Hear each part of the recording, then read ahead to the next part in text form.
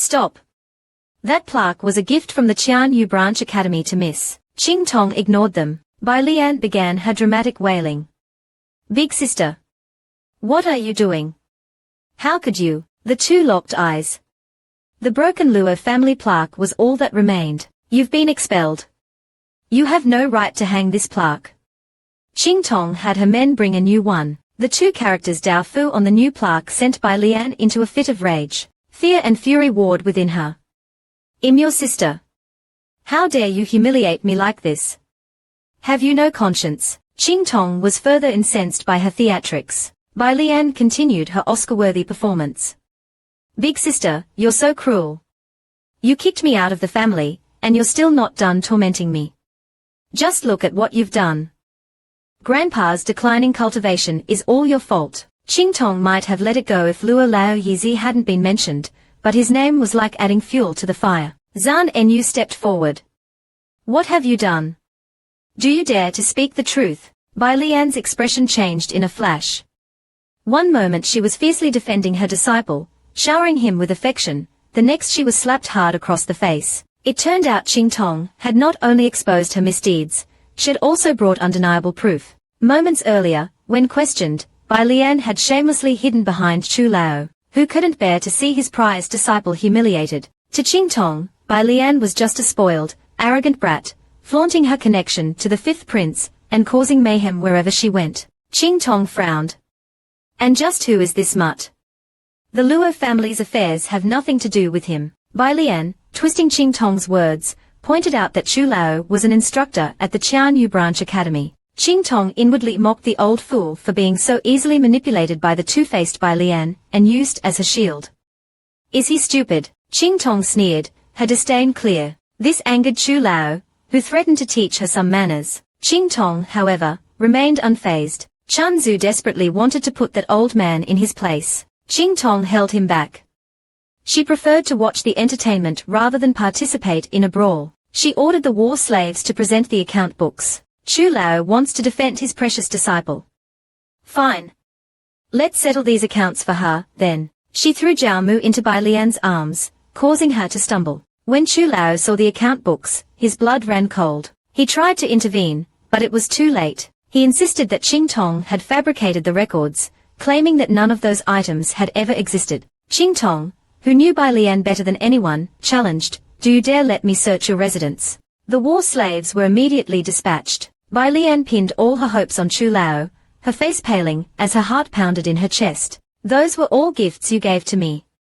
These words were her undoing. Qingtong pounced. Oh, gifts from the Qianyu imperial family. You think I'd just give those away? Do you honestly expect me to return them? Bai Lian was left speechless, tears running down her face. You're just jealous that I'm more talented than you. Suddenly, a shout interrupted her crocodile tears. How dare you use your mother's money?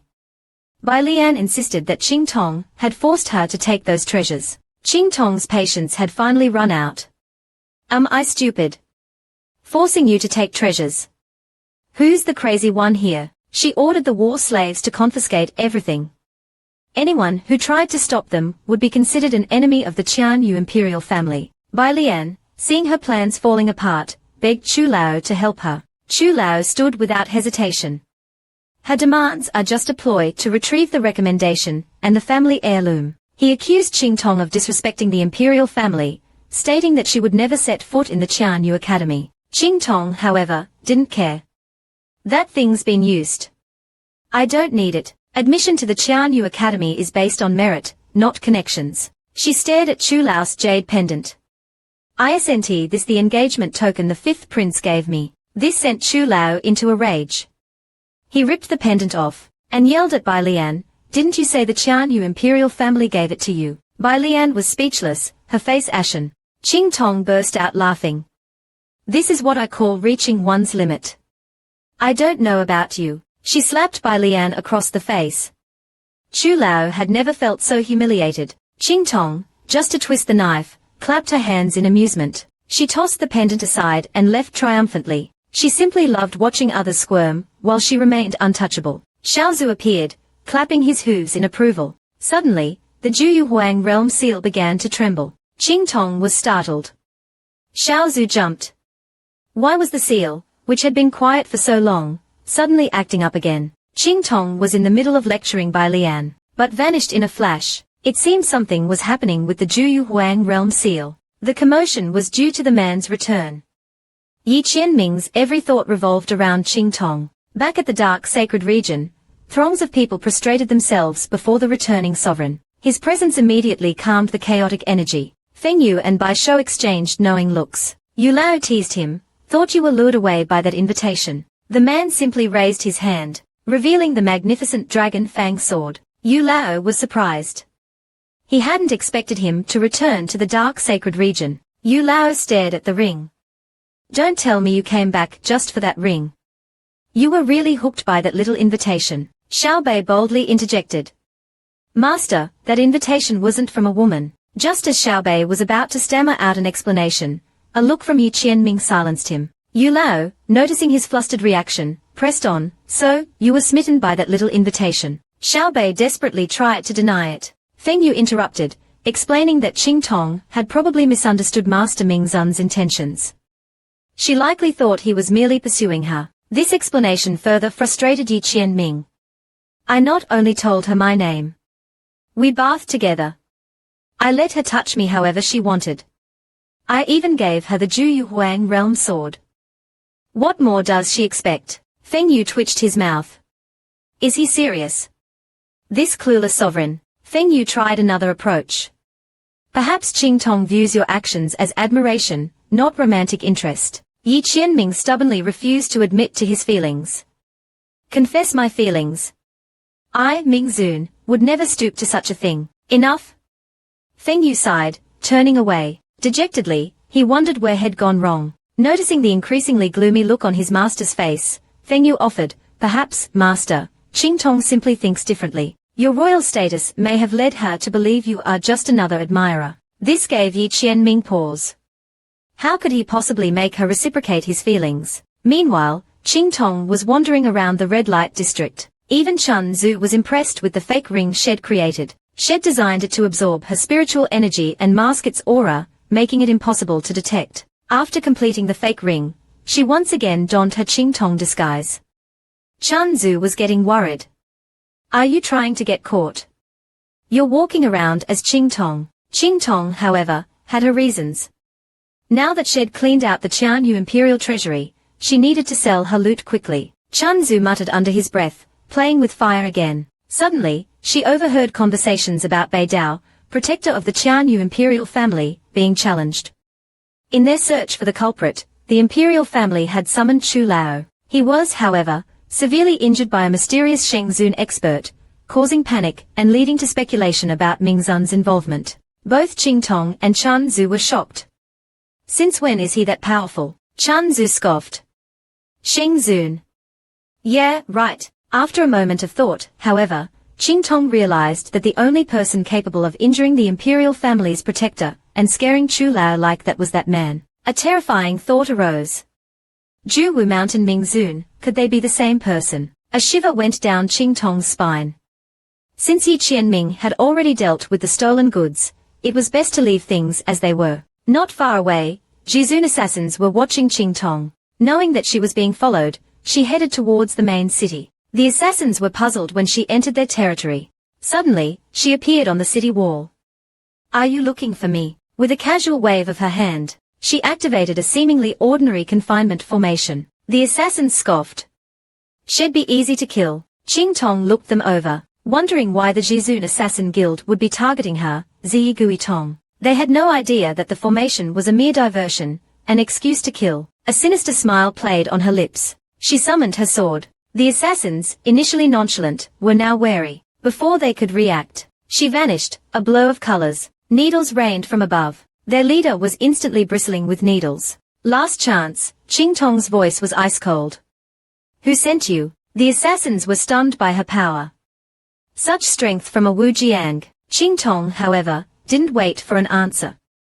She brandished her dual swords, ready to strike. Chun Zhu, watching the fight, was utterly bewildered. She possessed divine weapons and king-level strength. Why was she being pressured like this? Qingtong was getting increasingly frustrated. Her strength was rapidly depleting, and she was on the verge of collapse. Suddenly, Zhu Gan was hit with a pang of regret. Remembering Yi Qianming's order to protect Qingtong, he understood how vital she was. They were doomed if anything happened to her. He channeled his spiritual energy, and blazing fire erupted from his body. A red-haired youth materialized. Qingtong noticed Chun Zu's transformation. Just as the youth prepared to strike, a cold voice stopped him. Don't interfere. He, too, was shocked. It turned out that he was the mastermind, manipulating the assassins as pawns in his game. A grey-robed man leaped down. The assassins were stunned. Why would she choose this place to fight? Spiritual energy surged into his sword. First move of Zhan Qianju. Bo Qian. It was Yi Qianming who had hired the assassins. Trapped within the formation, the man's agonized screams echoed. His struggles were in vain. Qingtong smirked inwardly. She hadn't expected the techniques had taught her to be so devastatingly effective. Chun Zu rushed to her side, tears streaming down his face. Master! You almost died. Don't you care? She pinched his cheek. I sensed her power surge. Did you really think she was about to die? And besides, I couldn't care less about that idiot. Qingtong's strength had partially recovered, reaching mid-level Shengzun. She was still uneasy, however. She needed to fully recover as soon as possible. Chun Zu suddenly cried out, "What are you doing?" Zhan Enyu hastily explained that the commotion was because a Qianyu branch academy instructor had gone missing. He cautiously glanced at Yi Qianming as he spoke. Yi Qianming's eyes were fixed on Qingtong. Qingtong felt her heart sink. An idea occurred to her. I'll handle the instructor. You guys go after them. Seeing Qingtong's delicate frame, he knew she cared deeply. Qingtong grabbed his hand. Don't bother. He's injured. Their eyes met, and Yi Qianming froze. Qingtong ripped open the man's clothing. The mighty Ming Zun, undressed by a woman. Not only was he being groped by this hooligan, she even had the nerve to look at him with pity. Bei Qin's jaw dropped. He'd never witnessed such a shocking display. Yi Qianming was seething. This woman had been taking advantage of him since their very first encounter. Every single meeting was another opportunity for exploitation. Qingtong blushed. I'm sorry, she stammered as she examined his meridians. A familiar sensation ran through Yi Qianming, making him shiver. Her touch burned like fire. He couldn't understand what she was doing. Qingtong inwardly cursed at him. Are your meridians made of iron? Why can't I get the energy to flow through them? As her hand slid lower, Yi Qianming shouted, Hey! What do you think you're doing? Qingtong put on an innocent expression. What? I'm trying to heal you. Don't tell me you're trying to accuse me of something. Suddenly, Feng Yu was attacked. Qingtong sensed the imminent danger, and knew they were out of time. Her red pupils glowed. Chun Zu transformed into a cannonball, and launched himself at the assassins. Stop her! Chun Zu's panicked voice echoed from within the barrier. She's lost it. These are Ansheng-level assassins. Qingtong used the Tong Shu. Tong Guang Hua Shu. The assassins cried out in pain. Feng Yu fought recklessly, ignoring his own wounds. Yi Qianming watched, his expression impassive. Is that truly the best she can do? Chun Zu was terrified by the sudden bloodbath. Qingtong yelled, Chun Zu, if you can't stop them, I'll stew you alive. I'm not raising you to be a useless parasite. Do your damn job. Chun Zu, now serious, unleashed his spiritual power. The air crackled with energy. Qingtong ordered, hurry up and finish this. Try not to hurt them too badly. Yi Qianming's meridians were sealed. Chun Zu transformed, his purpled spiritual energy manifesting as a massive dragon, which coiled around the assassins. Chun Zu's arrival completely changed the tide of the battle. Feng Yu struck down another assassin, who was immediately grabbed by his comrade. Quick! Take down the target. To their shock, the assassin refused to die. Sensing the worsening situation, Yi Qianming yelled for Qingtong to run. Qingtong looked at him. Could she really just abandon him? Seeing her hesitate, Yi Qianming's resolve hardened. He'd rather die than allow her to be captured. Could he really abandon her? He had repeatedly tricked and harmed her, yet she'd always forgiven him. He could end her life with a flick of his wrist. Qingtong suddenly spoke. After everything I've done, after all the times I've put you in danger, do you truly not hold any resentment towards me? Yi Qianming answered sincerely, it was my own misjudgment. Why would I blame you? A pang of guilt stabbed at Qingtong's heart. The assassins were closing in. Qingtong seemed to have come to a decision. Close your eyes, she instructed, a determined look in her eyes. Yi Qianming feigned ignorance, not understanding what she was about to do.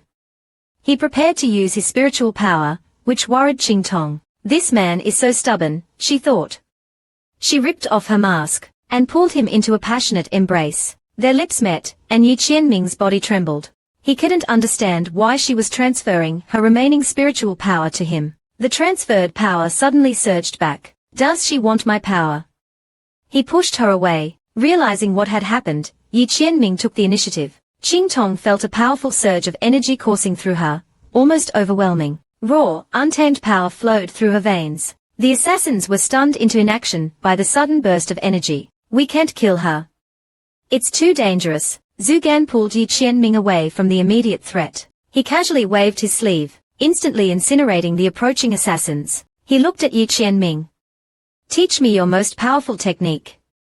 He was like a dormant volcano, finally awakening. Yi Qianming, due to his special constitution, only possessed one technique, one that only he could use. Qingtong, however, insisted. Seeing her desperate plea, he finally relented. Giant red trees manifested, their branches reaching towards the sky, a perfect fusion of offense and defense. Zan Qian Zhe. Qian Xing Kei Yi, Di Lai. As the formation appeared, the complex movements of the Zan Qian Zhu were projected before Qingtong. Understanding dawned. She seized two swords. First move of Zan Qian Zhu. Zhuqian. The very foundations of the world seemed to tremble before the might of her attack. A terrifying power, capable of tearing the heavens apart, was unleashed, instantly obliterating the approaching semi-Sheng assassins. Bei Qin and Chen Zhu could only stare in awe. Feng Yu was also shocked. That's Master's ultimate technique. Ziyi knows it. Cheng Yang disappeared, and Qingtong collapsed. Yi Qianming, his eyes fixed on her as she executed the move, felt a surge of emotion. She's meant to be mine. The poison that had plagued him was finally purged by the force of the attack. He couldn't tear his gaze away from her. Qingtong, exhausted, leaned against him. It was the first time she had unconsciously sought comfort in him, small and vulnerable. Qingtong was amazed by his raw power. Such a simple move, yet so utterly devastating. If only you weren't so strong, she whispered. Yi Qianming was taken aback.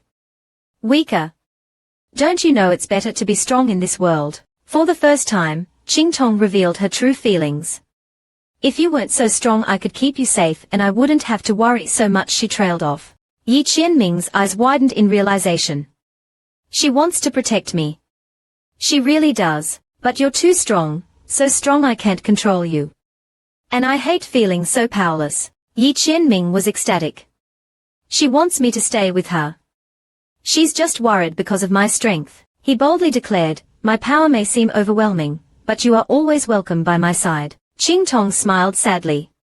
His words were a beautiful dream, a fantasy. Thank you, Zun Zhu. She leaned closer, resting her head against his chest. His body tensed. Yi Qianming, completely oblivious to her discomfort, was battling his own internal conflict. Why is it so hard to be close to her? Is it because Xiao Bei excitedly pointed out that Feng Yu was staring at them, winking. See, Master. It's love. Zan Enyu, on the other hand, was thoroughly disgusted. They are brothers. This is an abomination. I can't watch. Qingtong pulled out a nourishing pill, and placed it in Yi Qianming's hand. He obediently opened his mouth and swallowed it. Only Qingtong in the entire continent possessed such a miraculous pill. Who would have thought the cold and ruthless Ming Zun could be so docile? This scene was pure torture for Yu Wenmo, who was consumed by jealousy. His spiritual form solidified. This pill, it's a modified ancient recipe. I'm the first to try it. Yi Qianming's expression became serious. He instructed him to keep the pill refining a secret. Externally, he should always maintain his Z identity, and he would take full responsibility if anything went wrong. Qingtong was touched by his concern. She nodded, tears welling up in her eyes. It was the second time he'd shown such genuine concern for her. The first time was regarding the Qianyang Mi, but this felt different. It felt real. His heart pounded in his chest. With a serious expression, Yi Qianming vowed to always protect her. He was oblivious to her tears. She suddenly kissed his cheek, surprising him. Looking at him, she whispered a soft, "Thank you." The sincerity in her eyes brought a blush to Yi Qianming's cheeks. He stammered, asking her to let him go. Meanwhile, in the Dongli Kingdom Palace, the man paced anxiously, plotting against Shen Fa. Liu Wenyi looked deeply concerned. They were losing the war. Suddenly, applause echoed through the hall.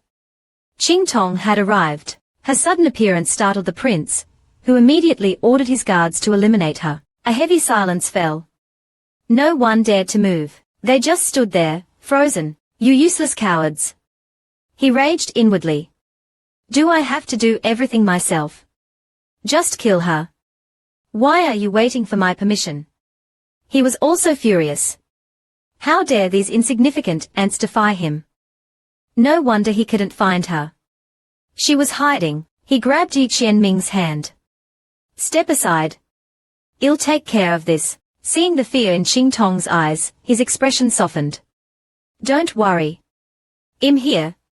He gently stroked her hair. Xiao Qianming glared at him. "Do you have to flirt with every single person you meet?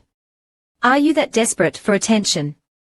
He fumed inwardly. Qingtong's killing intent spiked. Countless dark figures materialized around them, forcing everyone to kneel before Qingtong. She took out some antidote. Yi Qianming, however, stopped her, angrily questioning her actions.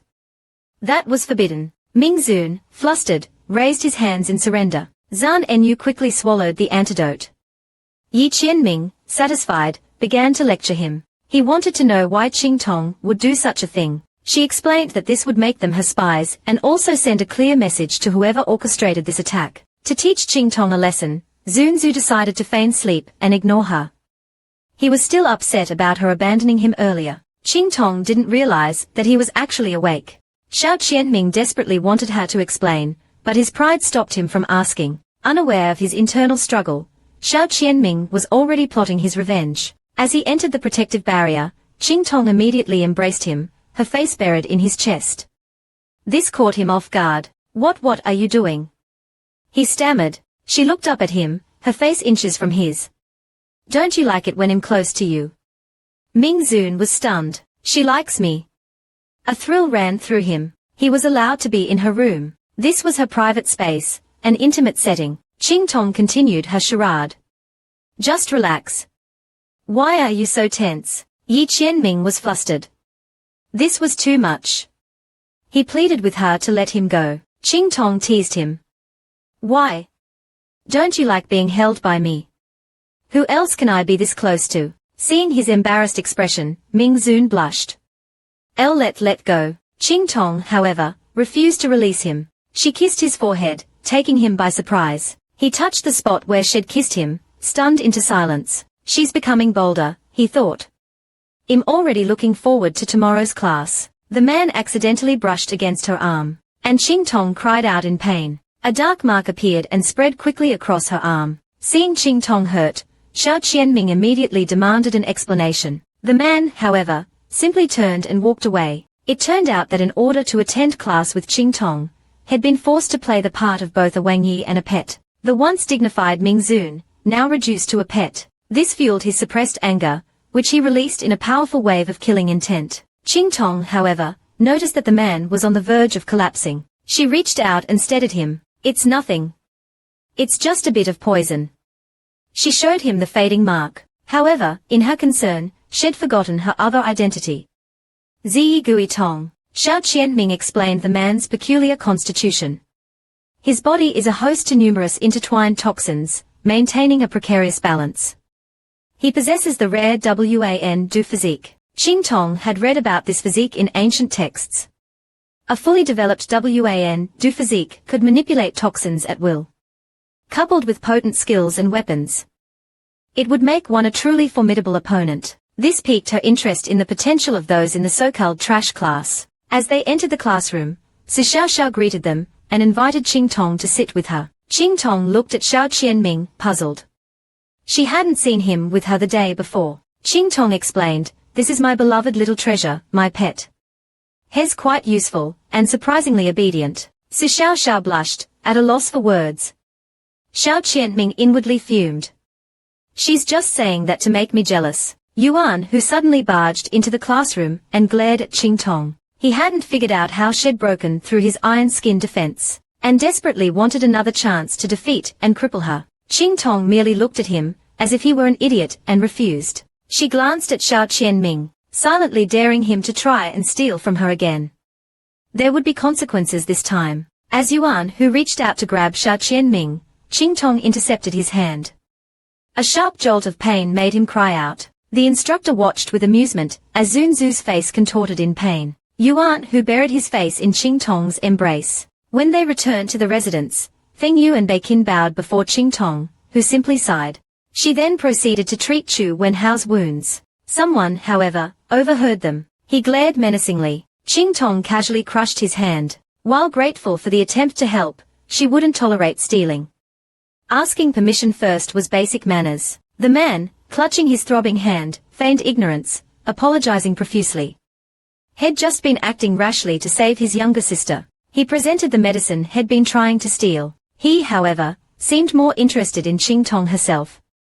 He was aware of his extraordinary physique, yet she'd crippled him so easily. Qingtong ignored him and left with Chu Wenhao. Yi Qianming, observing them from within his protective barrier, narrowed his eyes. That boy, he seems so familiar. Where have I seen him before? Back in the dark sacred region, Yi Qianming addressed his men. Dispose of the bodies. I'm going hunting. Anyone who dared to harm Qingtong would suffer his wrath. It's time to return, he declared. Feng Yu and Beiqin exchanged thrilled glances. Xiaobei, however, nervously questioned, Master, are we going back to that place? Yi Qianming confirmed their return. Feng Yu and Beiqin were overjoyed. Meanwhile, the Qianyu Imperial Palace was in complete chaos. The Imperial Guards protecting Beidao were struggling, and the palace was under attack. The Emperor was livid. Bei Jimang rushed to the Emperor's side, but he was taken, and the Imperial treasury looted. The Qianyu Emperor, overcome with rage, suffered a heart attack and collapsed. He was at his absolute limit, and was forced to summon the eldest to stabilize the situation. In the secret realm, Qingtong was berating herself. I almost got myself killed. Chanzu also scolded her for being so reckless. Qingtong was utterly despondent. Not only had she fallen into Yi Qianming's trap, she was now the one being hunted. The more she thought about it, the more frustrated she became. Chanzu, seeing how upset she was, tried to comfort her. Don't worry so much, Master. He's harmless. Qingtong glared at him. Easy for you to say. He's after me. She suddenly remembered the words of the old man, who had lifted the curse. Was his name Yi Qianming? Suddenly, it hit her. The reason Yi Qianming had been protecting her all this time has been pursuing me. That explains his persistence.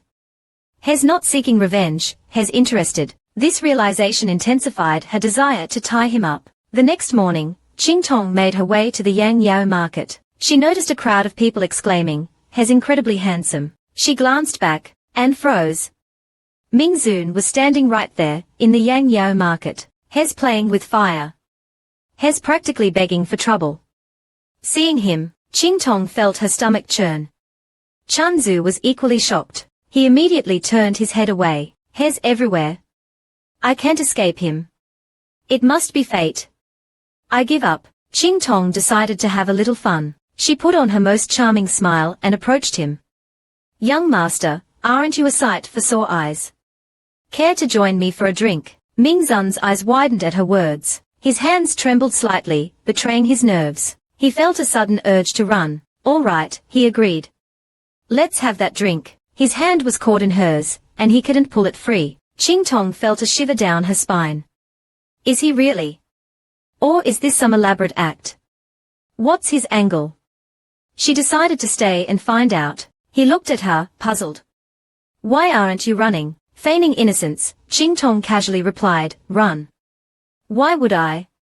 I just got here. Did you really think I'd run the moment I saw you? Seeing her reaction, he visibly relaxed. Qingtong sat down, her unease growing. You mentioned raising something earlier. His gaze was intense. Indeed. A beauty such as yourself anyone would want to keep you. He gestured towards the cages of exotic animals. So, he wanted a pet. This explained his relentless pursuit of her. He even admitted it freely. If it's her as long as she's well behaved, I'll allow her to stay by my side. Qingtong hesitated. What's going on in his head? I need to leave. He locked eyes with her. Yi Qianming. Qingtong choked on her drink. How does he know my name? He's been searching for me all this time. But I specifically asked him to ignore those rumors. Is there another reason he's after me? She quickly changed the subject. What brings you to the Qianyu Empire? Yi Qianming gave a sly smile. I'm here to capture someone, naturally. He wanted to observe her reaction. He even went so far as to accuse her of unspeakable crimes. Upon hearing that Yi Qianming was there to arrest her, Qingtong relaxed slightly. If that was truly his intention, he would have done so already. She was just being paranoid. Yi Qianming continued drinking, which made Qingtong nervous. I'll see how long you can keep those eyes open, he mused. Qingtong matched him drink for drink. After a while, the alcohol began to affect her, and her vision blurred. Yi Qianming offered another drink, but Qingtong resolutely refused. His true purpose was to protect her. Sensing this, Yi Qianming reached out. He really does like men their fingers brushed. A strange warmth blossomed in Yi Qianming's chest. He blushed and quickly looked away. His heart was pounding. This shameless woman. She's teasing me. I'll get you back for this. Qingtong, meanwhile, skillfully checked his pulse. Same as before. Weak. His constitution was truly pathetic. She still couldn't figure out the reason behind it. It was a strange and baffling ailment. Though he usually disliked being touched, he was beginning to enjoy the feeling of her hand on his wrist. Qingtong was confused. The more she investigated, the less she understood. Yi Qianming asked, "How's business?" Qingtong replied, "Fine." Inwardly, however, she was frustrated. Another dead end. Her vision was failing rapidly. She needed to fix that, and fast. Just as she was about to excuse herself, he stopped her. Trying to escape again, he placed his hand on her shoulder. "We agreed to drink until we collapse. Don't you dare break your promise. What is going on? Why won't he just let me leave?" She internally cursed her mother for this mess. He seemed to read her thoughts. "Your eyes are about to give out. I'll just wait here until you pass out." Since escape seemed impossible, she decided to play along. Qingtong realized, once again, that she'd been tricked. "I'm such an idiot." Seeing her frustration, Yi Qianming inwardly smiled. Suddenly, he grabbed his stomach. "Or I need to use the restroom." He grinned slyly. "Don't worry. I'll get back in." "No." Qingtong interrupted. "It's okay. I'll go with you." Qingtong inwardly groaned. She'd fallen into his trap again. Why am I so dumb? Seeing her defeated expression, Yi Qianming's heart softened. Suddenly, he clutched his stomach and let out an exaggerated groan. "Oh, this is bad." He gave her a sly glance.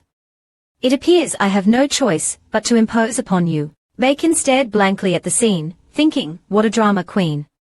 Feng Yu, however, found it quite amusing. "Oh, master, you're laying it on thick." Yi Qianming stood up suddenly. "Well, since Tong Tong insists, I will accompany you." Qingtong had no choice but to appeal to Bacon for help. "Little Bei, please." Bacon puffed out his chest. "Leave it to me. I'll watch him closely." Yi Qianming smiled inwardly. "Let's see if you can escape now." After a short while, he began to fidget. Feng Yu tried to reassure him. "Don't worry, master. We've made preparations. He won't cause any trouble." Yi Qianming, however, crushed his wine glass in his hand. Qingtong was still with Bacon. He narrowed his eyes. He could sense Bacon's murderous intent. What was he up to? Bacon grabbed Yi Qianming's hand, a move that made Yu Lao want to sever his hand. Yi Qianming found it irritating. He placed his ring on the table. "I'm going to take you somewhere to meet some acquaintances." Intrigued, Yi Qianming went along with him. They arrived at a room. Yi Qianming immediately felt uneasy. A group of men rushed towards him. He stared at them, wide-eyed with shock. A surge of murderous intent erupted from him. He looked for Qingtong, but she'd already disappeared. She'd ditched him again, hearing the sound of explosions from behind him. The man was enraged, and there would be severe repercussions. Chan Zhu was terrified. He was starting to believe he and Zhu Gan would really end up together. Qingtong slapped the foolish pig. He was instructed to collect all of the refining equipment. Each piece was enormous, capable of fitting hundreds of people. Chen Zhu was dumbfounded. Where did she get so many high-grade tools? Qingtong's face was smudged with flaking makeup. For setting traps, of course, she replied. Yi Qianming arrived at the designated meeting spot, flustered. Zitong. You just couldn't wait to get rid of me again, could you? He was now convinced she'd been faking her illness. Bei Qin and Feng Yu were utterly bewildered. What are you talking about, master? What happened? Yi Qianming was exasperated. She brought me to a brothel. Do you understand? Xiao Bei was enraged. I'm going to tear her to pieces. I'll torture her. Yi Qianming's anger surged. How dare you speak of her like that? I won't have it. Bei Qin had a bad feeling. Could master actually have feelings for Ziyi? Yi Qianming's outburst seemed to confirm his suspicion. He remembered his conversation with Feng Yu. Does master like Ziyi? He thought about that woman's boldness, her carefree, mischievous personality, her lively and dramatic reactions every time she saw him. He couldn't deny it any longer. He was in love. Bei Qin cautiously asked, Master, do you like Ziyi? Feng Yu quickly clamped a hand over his mouth. Are you trying to get us killed? Don't ever say that again. Terrified, Feng Yu dragged Xiao Bei away. This brought Yi Qianming back to his senses. Like her, Feng Yu explained, if you constantly find yourself worrying about someone, easily angered by their every action. Feng Yu was convinced this was love, and he looked at Yi Qianming with anticipation. Yi Qianming was suddenly enlightened. If I love her, then she's mine. That woman had been the one to initiate contact. Now that he knew how he felt, he wouldn't let her get away. Late that night, he went to the underground vault beneath the Qianyu Imperial Palace. Qingtong suddenly materialized in front of some ancient script. She quickly set up her formations, easily bypassing the security measures, and stepped inside. Qingtong frowned. The Qianyu Imperial family is incredibly thorough. A barrier. Really, it was a special energy barrier, activated only with royal blood. Chen Zhu thought they were out of luck. Qingtong smirked. There are always other ways. Besides blood, there's medicine. She pulled out some shu mi rings and tossed them inside. The rings immediately exploded. She was testing the potency of her explosives. She had instructed her men to refine the shu mi rings and distribute them while she herself gathered the necessary ingredients from the vault. Time passed as she meticulously arranged the ingredients, following the ancient recipe. Chen Zhu looked at her skeptically. Do you even know how to refine medicine? Of course she did. She was merely following the recipe to create the medicine that would help her grandfather recover. The most crucial, final step was to infuse it with the combined energies of heaven and earth to maximize its potency. As she carefully added the final ingredient, the roof suddenly blew off. Qingtong and Chen Zhu stared, dumbfounded. The Qian Xingguo was finally complete. Lao San cried out in excitement as the cauldron exploded. Chen Zhu, however, simply chuckled. Head witnessed too many explosions to be fazed. That's Qingtong's biggest failure I've ever seen. He didn't notice the shadow descending from above. Without warning, it landed on him, pinning him beneath its weight. A terrified scream ripped through the air. That night, the medicine was finally refined. Qingtong's eyes flew open. Seeing the completed medicine, she exclaimed, finally. Chen Zhu sighed in relief. After countless explosions and so many wasted ingredients, he could finally breathe easy. Just as Qingtong was about to consume the medicine in one gulp, Xiao Zhu tumbled onto the table. The medicine she needed for her eyes was also finished. Chen Zhu began searching frantically for it, and Qingtong joined him. In their haste, she came across a letter. It was a recommendation from the Da Qinsheng Yuan Academy. Remembering the old man from Heiyu, Xiao Zhu was certain he had been impressed by Qingtong's talent, and had sent a recommendation letter. Suddenly, a voice interrupted his thoughts. Several figures appeared in the room. They were shocked to find Luo Qingtong. Elsewhere, Xiao Bei was searching desperately for Feng Yu. Ever since their last encounter, Feng Yu had removed his seal. Now, traces of Juyu Huang realm energy lingered in the river. Since he couldn't swim, he was starting to panic. A splash suddenly made him think Feng Yu. He turned to find Zhuofei smiling. The events at Dai Sifang flashed through Xiao Bei's mind, and he shuddered. Zhuofei, flustered, quickly explained that he'd been about to jump in and save him, but Feng Yu had stopped him. Feng Yu angrily questioned him. Why did you hurt Xiao Bei? You'll pay dearly if anything happens to him. He was, after all, Bei Ke's subordinate. Feng Yu, however, was roughly pushed away. He was unworthy of being near Xiao Bei. Suddenly, Xiao Bei surfaced. Noticing tears welling up in Feng Yu's eyes, Feng Yu pulled him into a hug. "It's my fault. I shouldn't have left you." Seeing him cry, Xiao Bei felt a pang of guilt that he didn't fully understand. Zhou Fei watched them, a warm feeling blossoming in his chest. However, the sight of them embracing sparked an unfamiliar jealousy within him. Xiao Bei, surprised by Zhou Fei's actions, stared at him wide-eyed. He couldn't imagine what kind of trauma Zhou Fei had experienced at Dai Sifang. He forced a smile and explained the situation. Xiao Bei admitted that Head perhaps overreacted, and, since he couldn't swim, Head asked Zhou Fei to check the river for Juyu Huang realm energy remnants. Feng Yu inwardly cursed Xiao Bei for his idiocy. Just as Zhou Fei entered the water, Xiao Bei suddenly pushed him in.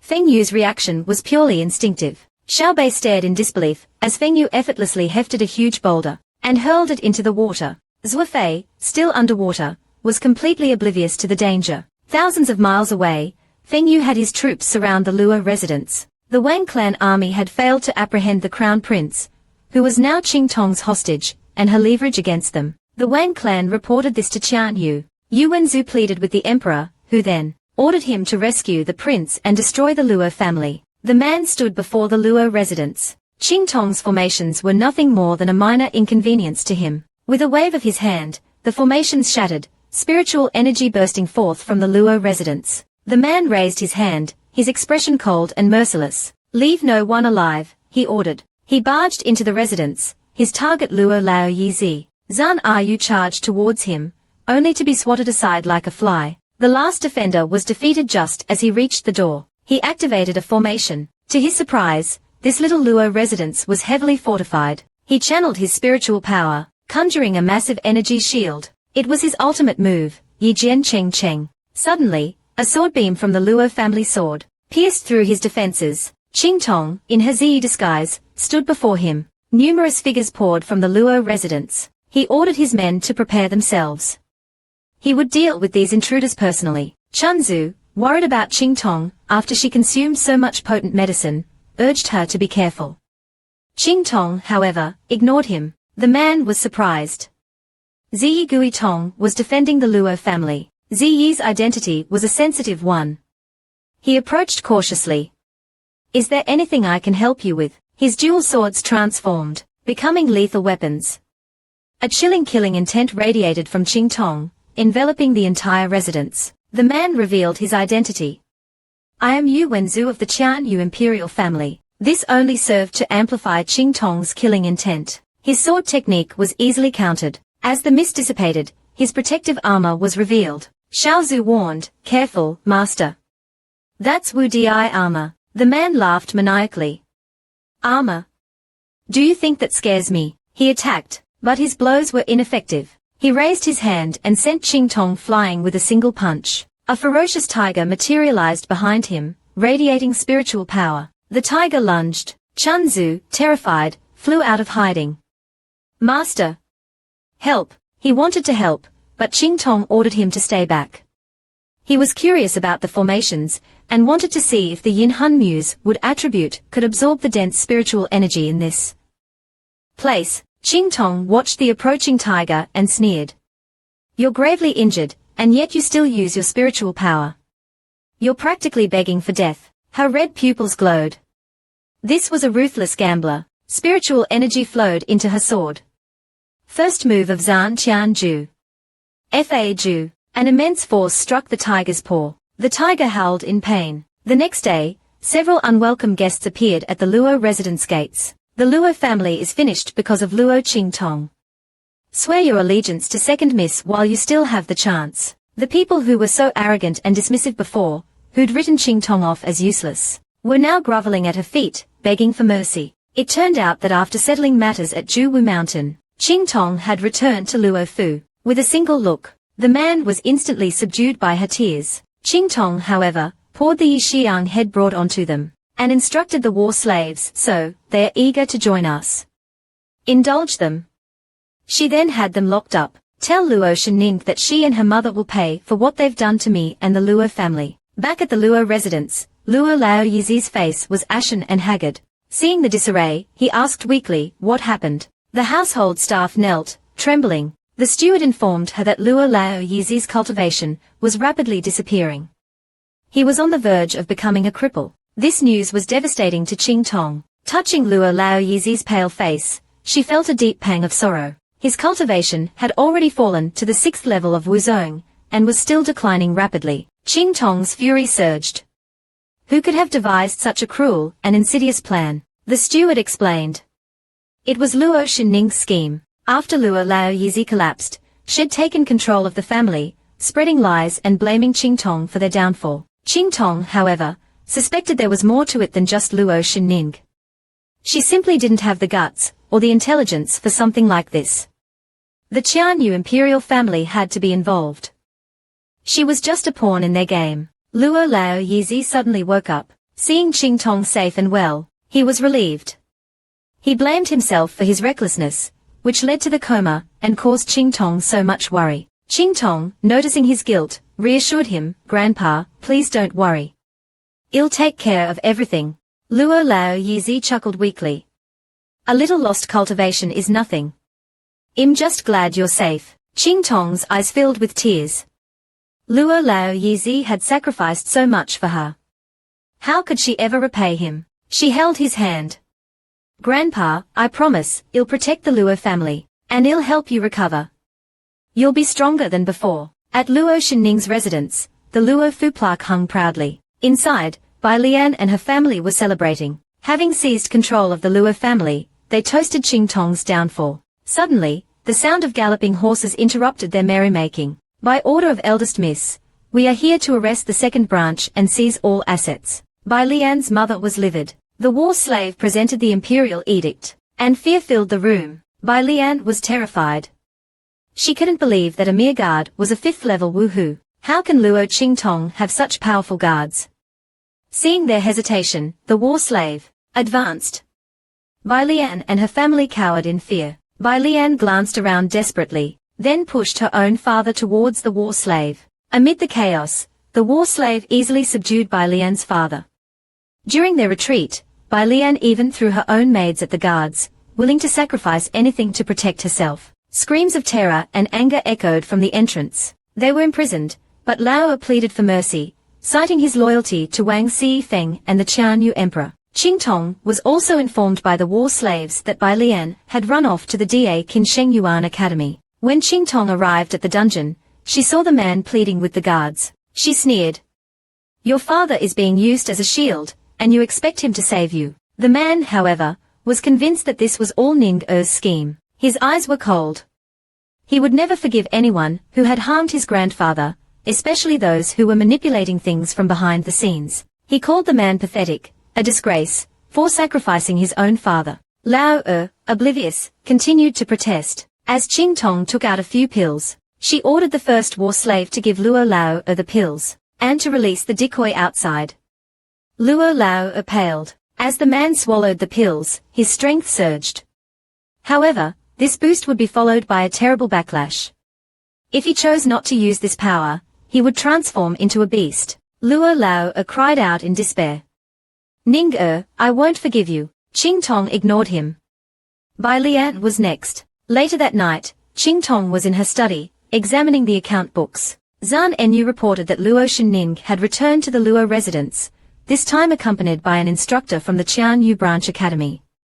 Strangely enough, this instructor seemed utterly devoted to Qingtong. Qingtong, intrigued, decided to see for herself. She ordered Zhan Enyu to compile a list of every gift she'd received from the royal family and nobles, intending to give them all to Bai Lian as a present. Meanwhile, Bai Lian paced nervously in her room. She was certain Qingtong was coming for her. After all, her father's disappearance was Qingtong's fault. Chu Lao Ma was away, but she vowed he'd regret it if he dared to show up and cause trouble. Bai Lian put on a pathetic expression, trying to garner Chu Lao's sympathy. He believed she was simply too kind, making her an easy target for Qingtong. A sudden crash startled them. The Luo family plaque was in pieces on the floor. Qingtong, sitting tall on her horse, commanded the war slaves to destroy the plaque. She slapped Bai Lian, whose face was thick with makeup, for having the audacity to still call herself a Luo. The war slaves gleefully followed her orders. Stop. That plaque was gifted to Miss by the Qianyu Branch Academy. Qingtong ignored their protests. Bai Lian cried out dramatically. Big sister. What are you doing? Their eyes met. The broken Luo family plaque was the only thing left. You've been expelled. You're no longer worthy of this plaque. Qingtong then had her men bring a new plaque. The characters Dao Fu on the new plaque infuriated Bai Lian. Fear and fury warred within her. I'm your sister. How could you humiliate me like this? You have no conscience. Qingtong's anger only grew at her theatrics. Bai Lian put on another Oscar-worthy performance. Big sister, how could you be so cruel? You kicked me out of the family, and you're still not done tormenting me. Look what you've done. Grandpa's deteriorating cultivation is all your fault. Qingtong might have let it go had she not mentioned Luo Lao Yizi. His name was like gasoline on a fire. Zhan Enyu stepped forward. What have you done? Do you dare to tell the truth? Bai Lian's face changed in a flash. One moment she was fiercely protective of her disciple, showering him with affection. The next, she was being slapped across the face. It turned out that Qingtong not only exposed her shameful secrets, but also had hard evidence to back it up. Moments ago, when confronted, Bai Lian had shamelessly tried to hide behind Chu Lao, who couldn't bear to see his beloved disciple humiliated. To Qingtong, Bai Lian was just a spoiled, arrogant brat who used her connection to the fifth prince to wreak havoc. Qingtong frowned. And who is this old dog? What business does he have interfering in Luo family affairs? Bai Lian, twisting Qingtong's words to her advantage, pointed out that Chu Lao was an instructor at the Qianyu Branch Academy. Qingtong inwardly mocked the old fool for being easily tricked by the two-faced Bai Lian and used as a shield. What an idiot, she thought. Qingtong sneered at him, her disdain palpable. This enraged Chu Lao, who threatened to put her in her place. Qingtong, however, didn't bat an eye. Chan Zu really wanted to teach that geezer a lesson. Qingtong stopped him, however.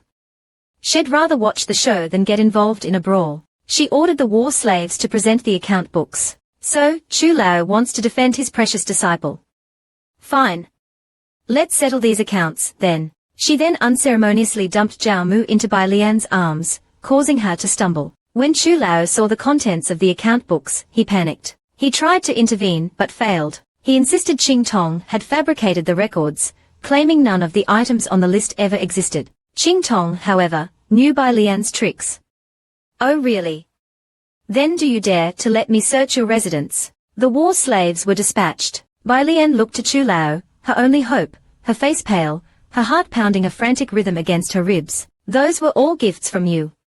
These words were her undoing. Qingtong didn't miss a beat. Gifts from the Qianyu imperial family. Do you really think I'd just give them away? Did you actually expect me to return them? Bai Lian was speechless, tears flowing down her face.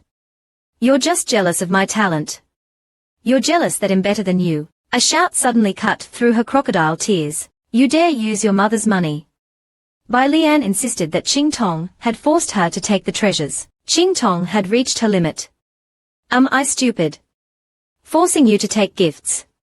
Who's the crazy one here? She ordered the war slaves to confiscate everything.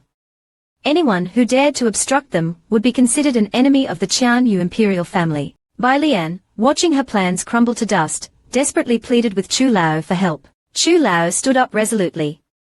This is nothing more than a tactic to get back the recommendation and the family heirloom. He accused Qingtong of disrespect, claiming she would never be allowed to enter Qianyu Academy. Qingtong, however, remained indifferent. That thing has been used. I don't want it. Getting into the Qianyu Academy is about skill, not who you know. She looked directly at the jade pendant he wore. An ISNT, this the engagement token given to me by the fifth prince. Chu Lao flew into a rage. He ripped the pendant off, and bellowed at Bai Lian, didn't you say the Qianyu imperial family gave you this? Bai Lian was utterly speechless, her face the color of ashes. Qingtong roared with laughter. This is what I call reaching one's limit. I don't know about you. She slapped Bai Lian.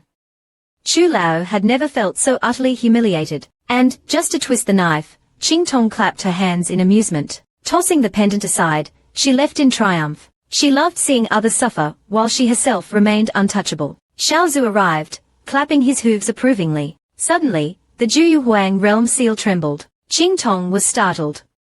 Xiaozu jumped.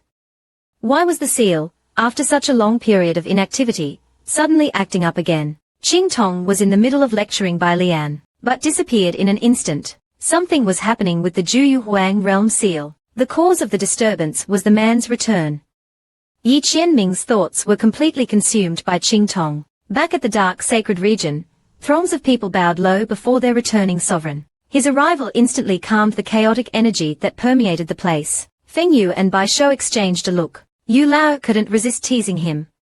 I thought you'd been lured away by that invitation. The man simply raised his hand, displaying the magnificent dragon fang sword. Yu Lao was surprised. He hadn't really expected him to come back to the dark sacred region. Yu Lao stared at the ring, a thoughtful expression on his face. Don't tell me you returned just for that ring. You were really hooked by that little invitation, weren't you? Xiaobei, ever the bold one, declared, Master, that invitation wasn't from a woman. Just as Xiaobei was about to launch into a flustered explanation, Yi Qianming's glare shut him down. Yu Lao, noticing his flustered reaction, pressed on. So, you were smitten with that little invitation. Xiaobei tried his best to deny it. Feng Yu interjected, explaining that Qingtong had most likely misinterpreted Master Mingzun's intentions. She probably thought that he was merely pursuing her. This explanation only served to frustrate Yi Qianming even further. Not only did I give her my name. We even bathed together. I allowed her to touch me as she pleased. I even gave her the Juyu Huang realm sword. What more does she want? Feng Yu's lips twitched. Seriously? This oblivious sovereign. Feng Yu tried a different tactic. Perhaps Qingtong views those actions as signs of admiration, not romantic interest. Yi Qianming stubbornly refused to acknowledge his feelings. Confess? Me? I, Mingzun, would never. Enough, Feng Yu sighed, turning away. Dejected, he wondered what he could possibly have done wrong. Seeing the increasingly gloomy expression on his master's face, Feng Yu offered a suggestion. Master, perhaps Qingtong simply sees things differently. Your royal status might have led her to believe that you're just another one of her admirers. This gave Yi Qianming pause for thought. How could he make her reciprocate his feelings? At that moment, Qingtong was in the pleasure district. The fake ring Shed created was so impressive, even Chun Zu was amazed. Shed designed it to absorb her spiritual energy and disguise its aura, making it completely undetectable. Once the ring was finished, she resumed her Qingtong disguise. Chun Zu was growing increasingly concerned. Are you trying to get caught? You're wandering around dressed as Qingtong. Qingtong, however, had her reasons. She had cleaned out the Qianyu imperial treasury, and needed to sell the goods as quickly as possible. Chun Zu muttered under his breath, she's playing with fire again. Suddenly, she heard people talking about Bei Dao, the Qianyu imperial family's protector, being challenged. The imperial family, in their search for the perpetrator, summoned Chu Lao, who was subsequently seriously injured by a mysterious Sheng Zun expert. This caused widespread panic and speculation about Mingzun's involvement. Qingtong and Chun Zu were equally astonished. Since when did he become that powerful? Chun Zu scoffed. Sheng Zun. Please, however, after some consideration, Qingtong realized that the only person capable of injuring the imperial family's protector and putting the fear of God into Chu Lao was that man. A terrifying thought arose. Juwu Mountain Mingzun, could they be one and the same? A shiver ran down Qingtong's spine.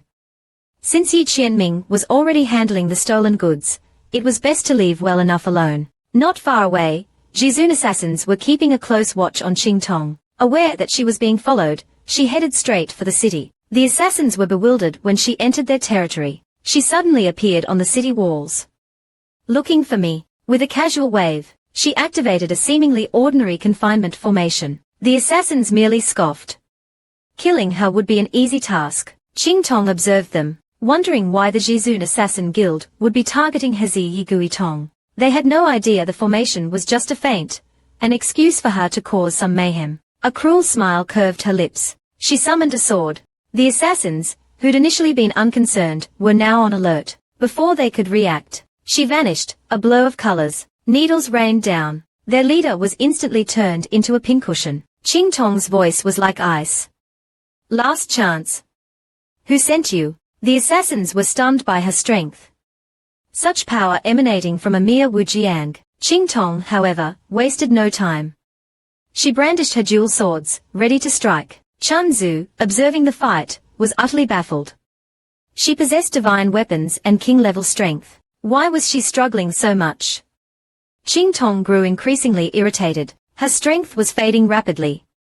She was close to collapsing. Suddenly, Zhu Gen felt a wave of regret. He remembered Yi Qianming's instructions to protect Qingtong at all costs. This woman was far too important. If something were to happen to her, they'd all be doomed. He channeled his spiritual energy, and a raging fire enveloped him. A red-haired youth materialized. Qingtong also noticed Chun Zu's transformation. Just as the youth prepared to attack, a cold voice stopped him. Don't interfere. He, too, was shocked. So, it was him. Had been the one manipulating the assassins, using them as pawns. A grey-robed man leaped down from above. The assassins were dumbfounded. Why did she choose to fight here? Spiritual energy surged into his sword. First move of Zhan Qianju. Bo Qian. It was Yi Qianming who had hired the assassins. Trapped within the formation, the man's cries of pain were deafening. His struggles were futile. Qingtong smirked. She hadn't expected his techniques to be quite so powerful. Chunzu rushed to her, tears streaming down his face. Master! You almost died. Don't you care? She pinched his cheek. I could feel her power surge. Did you honestly think she was about to die? And besides, why would I care what happens to that idiot? Qingtong's strength had returned somewhat, reaching the mid-level Shengzun realm. She was still uneasy, however. She needed to fully recover, and quickly. Chunzu yelled suddenly, what are you doing? Zhan Enyu quickly explained that a Qianyu branch academy instructor had disappeared, and that was the cause of all the commotion. He glanced nervously at Yi Qianming as he spoke. Yi Qianming's gaze was locked on Qingtong. Qingtong's heart plummeted. Suddenly, she had an idea. I'll take care of rescuing the instructor. You go after them. Seeing her delicate frame, he realized just how much she cared. Qingtong took his hand. Don't worry about it. He's injured.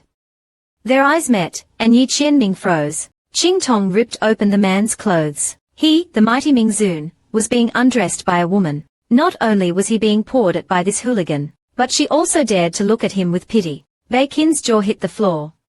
He'd never witnessed anything so utterly scandalous. Yi Qianming seethed. This woman had been taking advantage of him since the very beginning. Every encounter was just another chance for her to exploit him. Qingtong blushed.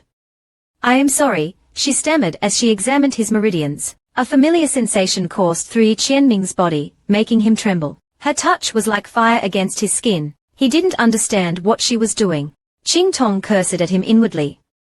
Are your meridians made of iron or something? Why can't I get the energy to flow through? As her hand continued downwards, Yi Qianming yelled, Hey! Just what do you think you're doing? Qingtong feigned innocence. What?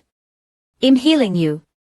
You're not trying to accuse me of something, are you? Suddenly, Feng Yu was attacked. Qingtong sensed the danger and knew time was of the essence. Her red pupils glowed. Chunzu transformed into a living projectile and hurtled towards the assassins. Stop her! Chunzu's panicked voice echoed from within the barrier. She's lost her mind. These aren't Sheng assassins. Qingtong used the Tong Shu. Tong Guang Hua Shu. The assassins roared in pain. Feng Yu, reckless as ever, fought on, ignoring his wounds. Yi Qianming's expression was unreadable. Is that really all she's got? Chunzu was horrified by the sudden, brutal turn of events. Qingtong bellowed, Chunzu. If you can't hold them off, I'll turn you into stew. I didn't raise you to be a useless freeloader. Now do your job. Chunzu, finally understanding the gravity of the situation, unleashed his spiritual power, causing the air around him to crackle and pop. Qingtong instructed, end this quickly, and try not to maim them. Yi Qianming's meridians were sealed. Chunzu transformed, his purpled spiritual energy materializing as a colossal dragon, which coiled around the assassins, effectively trapping them. Chunzu's arrival turned the tide of the battle. Feng Yu struck another assassin down, who was then grabbed by one of his comrades. Quickly! Eliminate the target. To their astonishment, the assassin refused to die. Sensing the situation was becoming dire, Yi Qianming urged Qingtong to flee. Qingtong looked at him. Could she really abandon him here? Seeing her hesitation, Yi Qianming became even more determined. He would rather die than see her captured. Could he bring himself to leave her? He had deceived and harmed her time and time again. Yet, she had always forgiven him. Killing her would be as easy as breathing. Qingtong suddenly spoke. After all I've done, after putting you in so much danger, do you truly not resent me at all? Yi Qianming answered with sincerity. It was my own miscalculation.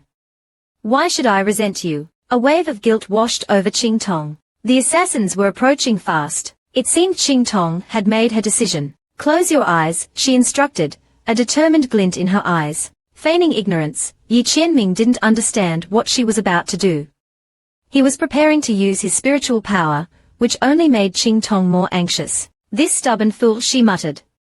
She ripped off her mask, and kissed him deeply. His body trembled at her touch. He couldn't understand why she was transferring what little spiritual power she had left to him. Suddenly, the transferred energy surged back. She wants my power. He pushed her away. Realizing what she'd done, Yi Qianming took control. Qingtong felt an overwhelming surge of energy, almost too much to bear. Raw, untamed power coursed through her veins. The assassins were stunned by the sudden power surge, momentarily frozen in place. We can't kill her. It's too dangerous. Zhu Gan pulled Yi Qianming out of harm's way. With a casual wave of his sleeve, the approaching assassins were instantly incinerated. He looked at Yi Qianming. Teach me your strongest technique. He was like a dormant volcano, finally stirring to life. Yi Qianming, due to his unique constitution, only possessed a single technique, and it was one that only he could use.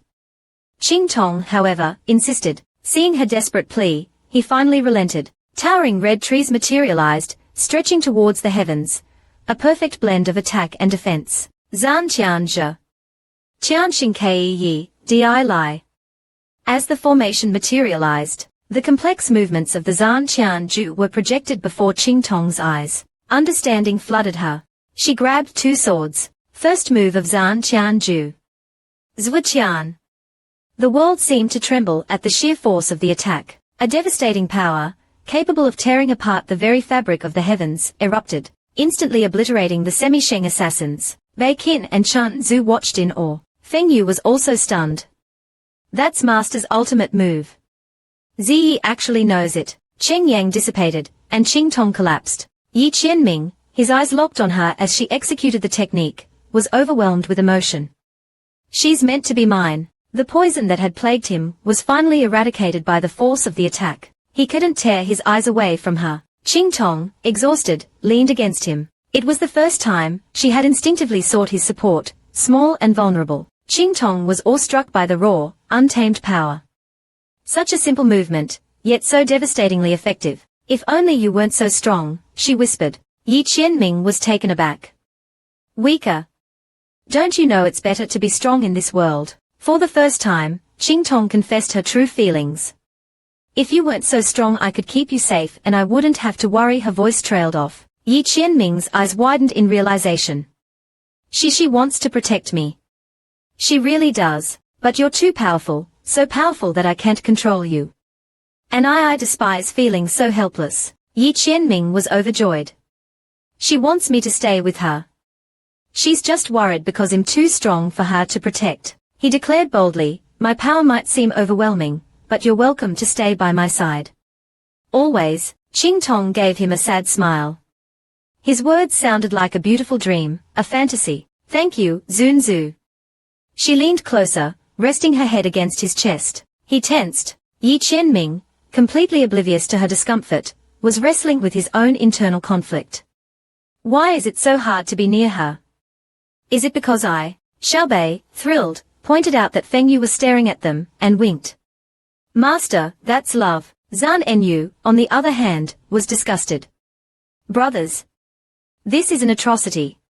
I can't watch this. Qingtong took out a nourishing pill, and offered it to Yi Qianming. He opened his mouth obediently and swallowed it. Only Qingtong possessed such a pill on the entire continent. Who would have thought the cold and merciless Ming Zun could be so docile? This scene was unbearable for Yu Wenmo, who was consumed with jealousy. His spiritual form solidified. This pill is a modified version of an ancient recipe. I am the first to try it. Yi Qianming's face was serious. He instructed him to keep the pill refining process a secret. He should continue using his Zi identity for all external matters. And he would bear the responsibility should anything go wrong. Qingtong was touched by his concern. She nodded, and tears welled up. It was the second time had expressed such sincere concern for her well-being. The first was about the Qianyang Mi, but this time it felt real. His heart pounded. Yi Qianming vowed, with utmost sincerity, that he would always protect her. He was completely oblivious to her tears, however. She suddenly kissed his cheek, surprising him. Gazing at him, she whispered, "Thank you." The sincerity in her eyes made Yi Qianming blush. He stammered, asking her to let go of him. Back at the Dongli Kingdom Palace, the man was pacing anxiously, continuing his schemes against Shen Fa. Liu Wangyi was troubled. They were losing the war. Suddenly, applause rang out, announcing Qingtong's arrival. Her sudden appearance startled the prince, who immediately ordered his men to kill her. A strange silence descended. No one obeyed. They remained rooted to the spot. "You useless cowards!" He raged inwardly. "Do I really have to do everything myself? Kill her. What are you waiting for? My permission." He was also seething with rage. How dare these insignificant insects defy him? It was no wonder he hadn't been able to find her. She'd been hiding. He grabbed Yi Qianming's hand. "Move. I'll deal with this." Seeing the fear in Qingtong's eyes, his expression softened. "Don't worry. I'm here." He gently stroked her hair. Xiao Qianming glared at him. "Do you have to flirt with absolutely everyone you meet? Are you that desperate for attention?" He fumed. Qingtong's killing intent surged. Countless shadowy figures materialized around them, forcing all present to kneel before Qingtong. She produced the antidote. Yi Qianming, however, stopped her, angrily questioning her actions. This was strictly forbidden. Ming Zun, flustered, raised his hands in surrender. Zhan Enyu quickly swallowed the antidote. Yi Qianming, satisfied, then proceeded to lecture him. He wanted to know why Qingtong had done such a thing. She explained that it would turn them into her spies and also serve as a warning to whoever was behind the attacks. In order to teach her a lesson, Zunzu decided to feign sleep and ignore her. He was still smarting from her abandoning him earlier. Qingtong, oblivious, had no idea that he was actually awake. Xiao Qianming was desperately hoping she would offer some kind of explanation, but his pride kept him from asking. Unaware of his internal struggle, Xiao Qianming was busy plotting his revenge. As soon as he entered the protective barrier, Qingtong embraced him, pressing her face against his chest. This surprised him. What are you doing?" He stammered. She looked up at him, her face mere inches from his. "Don't you like being close to me?" Ming Zun was speechless. "She likes me." A wave of excitement washed over him. He was allowed to be in her room. This was her private space, a place of intimacy. Qingtong continued the charade. "Relax. Why are you so tense?" Yi Qianming was overwhelmed. This was too much. He pleaded with her to release him. Qingtong teased, "Why? You don't like me holding you like this. Who else can I get this close to?" Seeing his embarrassment, Ming Zun's face turned crimson. "Elle let go." Qingtong, however, was not letting go. She kissed his forehead, catching him completely off guard. He touched the spot where she'd kissed him, speechless. "She's becoming more and more daring," he thought. "I can't wait for tomorrow's class." The man's arm brushed against hers, and Qingtong yelped in pain. A dark mark appeared on her arm, spreading rapidly. Seeing her hurt, Xiao Qianming instantly demanded an explanation. The man, however, merely turned and left. It turned out that in order to attend classes with Qingtong, had been reduced to acting as both a Wangyi and a pet. The dignified Ming Zun, now just a pet. This fueled his suppressed rage, unleashing a wave of pure killing intent. Qingtong, however, noticed that he was about to collapse. She reached out and steadied him. "It's nothing. Just some poison." She showed him the mark, which was already fading. However, in her concern, she forgot about her Zi Guitong identity. Xiao Qianming explained the man's unique constitution. His body contains a complex mixture of toxins, held in a precarious balance. He has the rare Wan du physique. Qingtong had read about it in ancient texts. A fully developed WAN-do physique allowed complete control over toxins. Coupled with strong techniques and weapons, it would be an incredibly formidable power. This piqued her interest in the potential of those in the trash class. When they arrived at the classroom, Su Xiaoxiao greeted them and invited Qingtong to sit with her. Qingtong glanced at Xiao Qianming, confused. She hadn't seen him with her yesterday. Qingtong explained, "This is my beloved little treasure, my pet. He's very useful and obedient." Su Xiaoxiao, flustered, was speechless. Xiao Qianming was inwardly seething.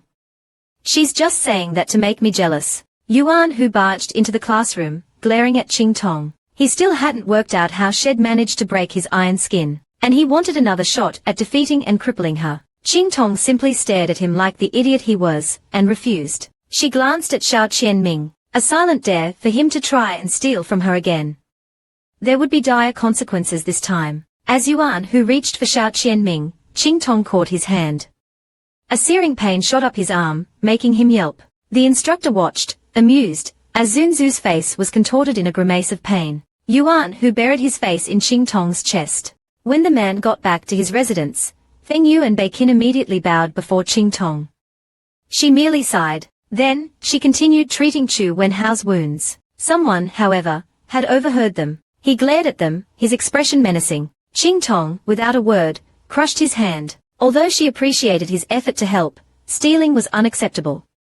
He should have asked. The man, his hand throbbing, feigned ignorance and apologized profusely. He claimed he'd acted impulsively to save his sister. He then offered the medicine he'd been trying to steal. He, however, seemed more captivated by Qingtong. He knew he possessed an extraordinary physique, yet she had crippled him with such ease. Qingtong ignored him and left with Chu Wenhao. Yi Qianming, watching from within the protective barrier, narrowed his eyes. That boy, he looks so familiar. Where have I seen him before? Back in the dark sacred region, Yi Qianming addressed his men. Dispose of the bodies. I'm going hunting. Anyone who dared to touch Qingtong would face his wrath. It's time to return, he declared. Feng Yu and Beiqin exchanged excited glances. Xiaobei, however, anxiously asked, "Master, are we going back to that place?" Yi Qianming confirmed they were. Feng Yu and Beiqin were ecstatic. The Qianyu Imperial Palace was in utter chaos. The Imperial Guard tasked with protecting Beidao was struggling, and the palace was under siege. The Emperor was livid. Bei Jimang rushed to his side, but the Emperor was kidnapped, and the Imperial treasury was looted. The Qianyu Emperor, consumed by rage, suffered a heart attack. He had reached his absolute limit, and had no choice but to call upon the eldest to stabilize the situation. Back in the secret realm, Qingtong was berating herself. I almost got myself killed. Chunzu joined in, scolding her for her recklessness. Qingtong was filled with despair. Not only had she fallen into Yi Qianming's trap and become entangled with him, but she was now the one being hunted. The more she thought about it, the more frustrated she became. Seeing her distress, Chunzu tried to comfort her. Master, he's harmless, really. Qingtong gave him a look. Easy for you to say. He's hunting me. Suddenly, the words of the old man who had lifted the curse came back to her. Was his name Yi Qianming? It suddenly clicked. Yi Qianming had been protecting her all this time because he's been after me. That's why he's so persistent. He doesn't want revenge, he's interested. The realization made her want to tie him up even more. The next morning, Qingtong went to the Yang Yao market. She noticed a small crowd gathered around someone, exclaiming, he's so handsome. She glanced back, and froze. Mingzun was standing right there, in the Yang Yao market. He's really asking for it. Playing with fire, she thought. Seeing him, she felt a knot forming in her stomach. Chunzu, equally surprised, immediately turned his head away. He's everywhere. There's no escaping him. It must be fate. I give up. Qingtong decided to tease him a little. Wearing a charming smile, she approached him. Young master, you're quite the sight. Would you care for a drink with me? Mingzun's eyes widened at her words. His hands trembled slightly, betraying his nervousness. He also felt the sudden urge to flee. All right, he agreed. Let's have a drink. His hand was captured in hers, and he couldn't pull away. Qingtong felt a shiver run down her spine. Is he really? Or is this just an act? What's his angle? She decided to play along and find out. He looked at her, confused. Why aren't you running away? Qingtong feigned innocence. Run? Why would I run? I just arrived. Did you really think I'd run just because I saw you? Seeing her reaction, he relaxed a little. Qingtong sat down, feeling a growing sense of unease. You mentioned raising something earlier. His gaze was intense. Indeed. A beauty such as yourself anyone would want to keep you. He gestured towards the cages of exotic animals nearby. So, he'd been trying to capture her because he wanted a pet. That explained everything. He'd even admitted it outright. If it's her as long as she behaves, I'll allow her to stay by my side. Qingtong hesitated. What is he planning? I need to get away from here. He looked into her eyes. Yi Qianming. Qingtong choked on her drink. How does he know my name? Has been looking for me. But I specifically told him to ignore those rumors. There has to be another reason he's pursuing me. She abruptly changed the subject. What are you doing in the Qianyu Empire? Yi Qianming flashed a sly smile. Capturing someone, naturally. He was trying to gauge her reaction. He even went so far as to accuse her of unspeakable crimes. Hearing that Yi Qianming was there to arrest her, Qingtong was slightly relieved. If that were his true intention, he would have already done so.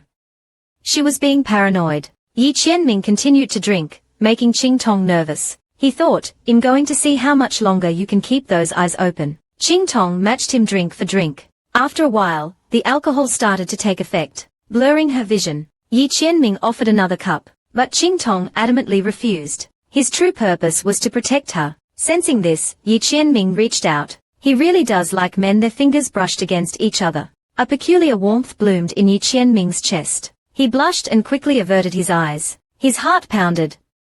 This shameless woman. She's just teasing me. I'll get you back for this one day. Qingtong, meanwhile, expertly checked his pulse.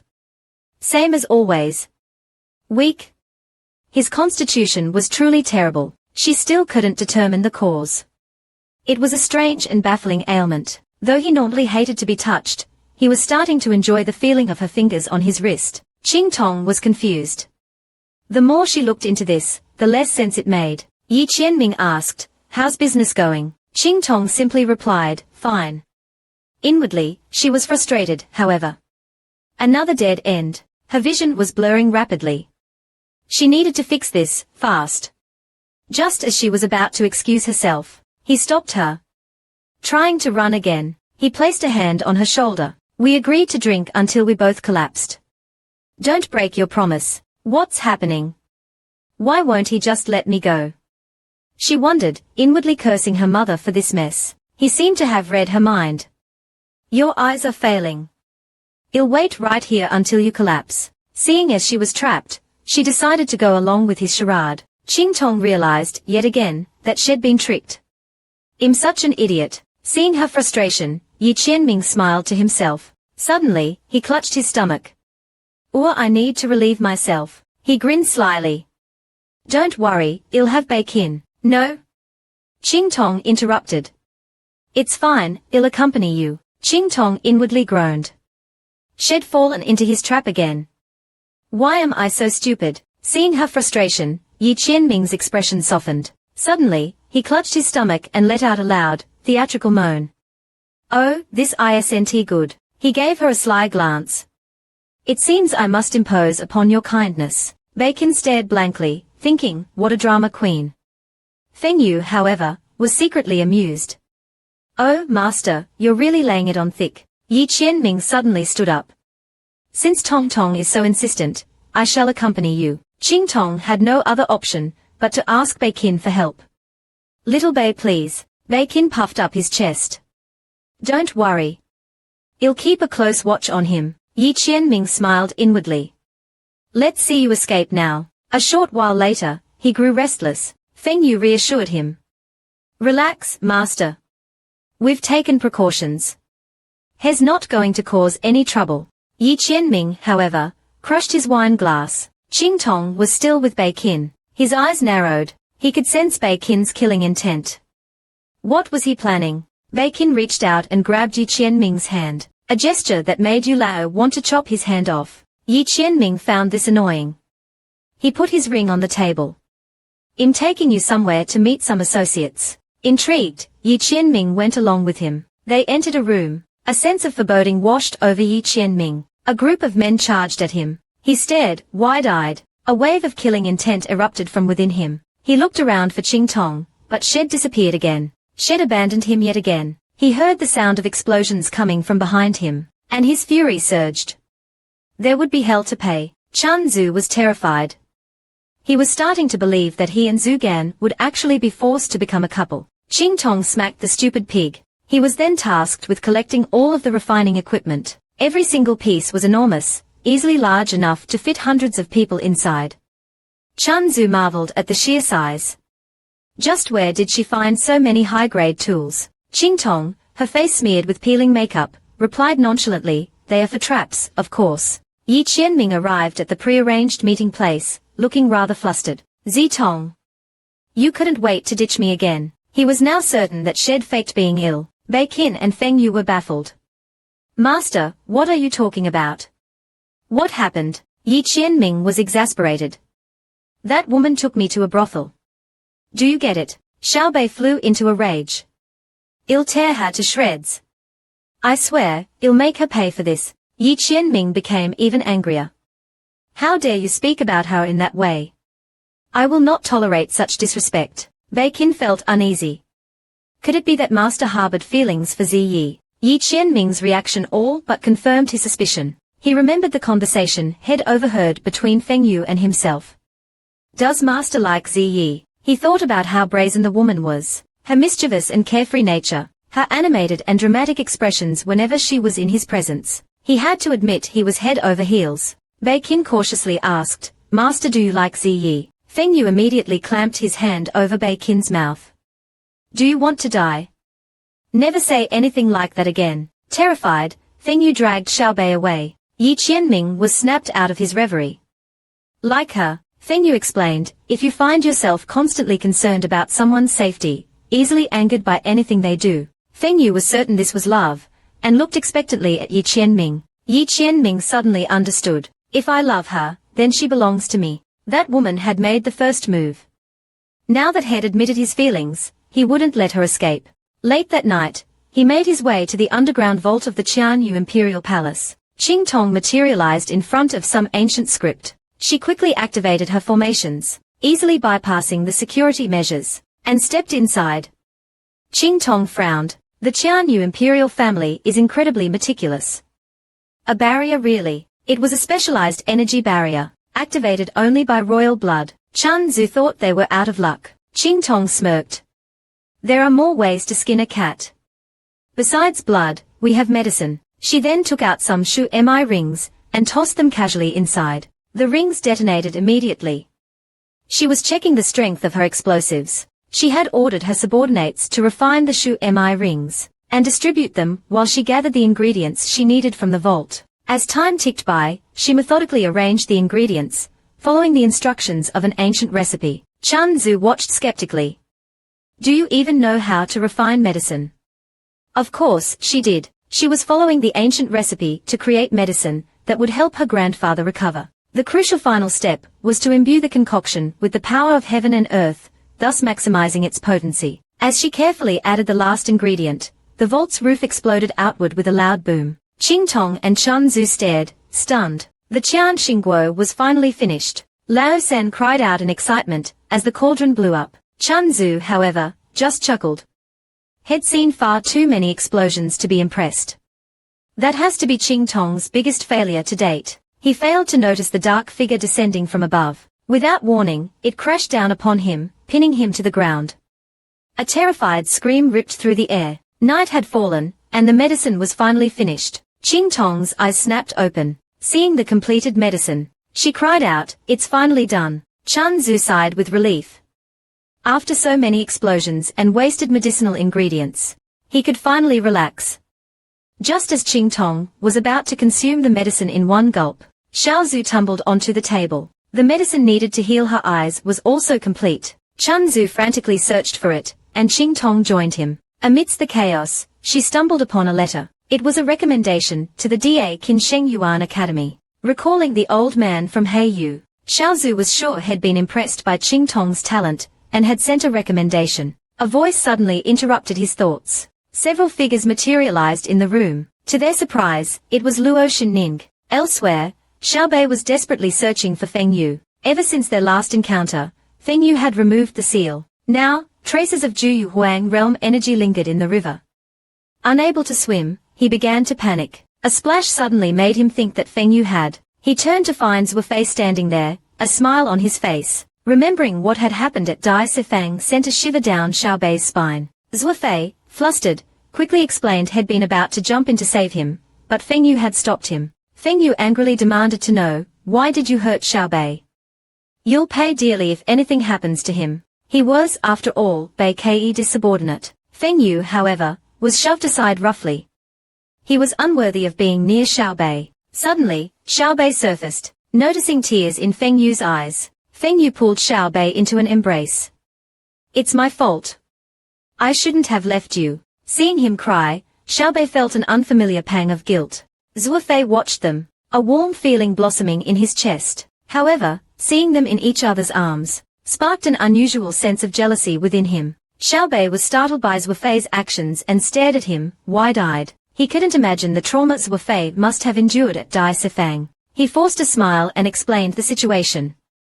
Xiaobei conceded that he might have overreacted. Also, because he was unable to swim, had asked Zhu Fei to check the water for Juyu Huang realm remnants. Feng Yu mentally berated Xiaobei for being an idiot. Just as Zhu Fei stepped into the river, Xiaobei suddenly pushed him.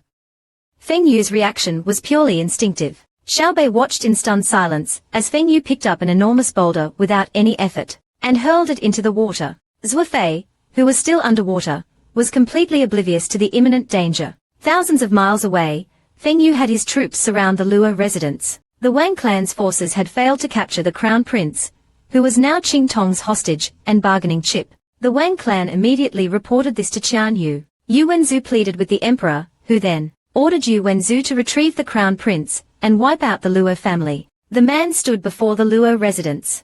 Qingtong's formations were nothing to him. With a wave of his hand, the formations shattered, spiritual energy bursting from the Luo residence. The man raised his hand, his expression cold and ruthless. Leave no one alive, he commanded. He stormed the residence, making a beeline for Luo Lao Yizi. Zhan Ayu charged him, but he was swatted away like a fly. The last defender was dealt with right as he reached the entrance. He quickly activated a formation. To his surprise, this seemingly insignificant Luo residence was surprisingly well defended. He channeled his spiritual power, creating a massive energy shield. It was his most powerful move.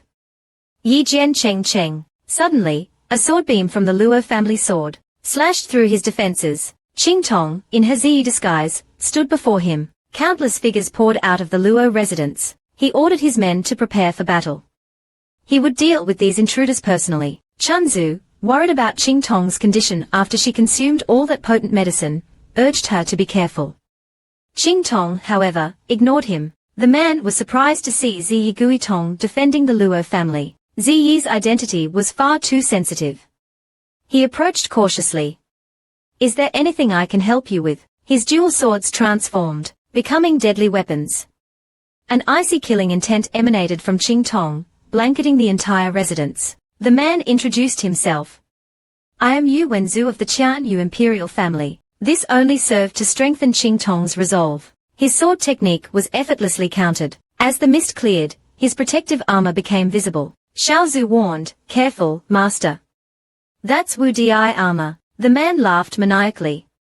Do you think some armor scares me? He attacked, but his blows were useless against the armor. He raised his hand and sent Qingtong flying with a single punch. A ferocious tiger materialized behind him, emanating powerful spiritual energy. The tiger lunged. Chunzu, terrified, scrambled out of hiding. Master! Help! He wanted to help, but Qingtong ordered him to stay back. He was curious about the formations, and whether the Yinhun Muse would allow him to absorb the spiritual energy in this place. Qingtong watched the approaching tiger and sneered. You're gravely injured, yet you still use spiritual power. You're asking for death. Her red pupils glowed. This was one ruthless gambler. Spiritual power flooded into her sword. First move of Zhan Qianju.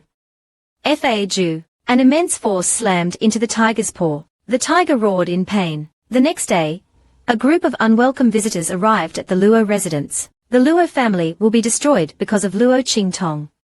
Swear allegiance to second miss now, before it's too late. Those who moments before had acted so high and mighty, dismissing Qingtong as worthless, were now groveling, begging for mercy. It turned out that after handling the matter at Juwu Mountain, Qingtong had returned to Luo Fu. With a single glance, the man was instantly subdued by her tears. Qingtong, however, simply poured the Yixiang head brought over them, and instructed the war slaves, if they want to join us so badly, let them. Then, she ordered them locked up. Tell Luo Qingtong that she and her mother will pay for what they did to my family and me. Back at the Luo residence, Luo Lao Yizi's face was pale and drawn. Seeing the state of his home, he weakly asked, what happened? The staff knelt, trembling. The steward explained that Luo Lao Yizi's cultivation was rapidly fading. He was close to becoming a cripple. This news was a heavy blow to Qingtong. Touching Luo Lao Yizi's pale face, she felt a deep ache in her heart. His cultivation had fallen to the 6th level of Wuzong, and was still plummeting. Rage coursed through her.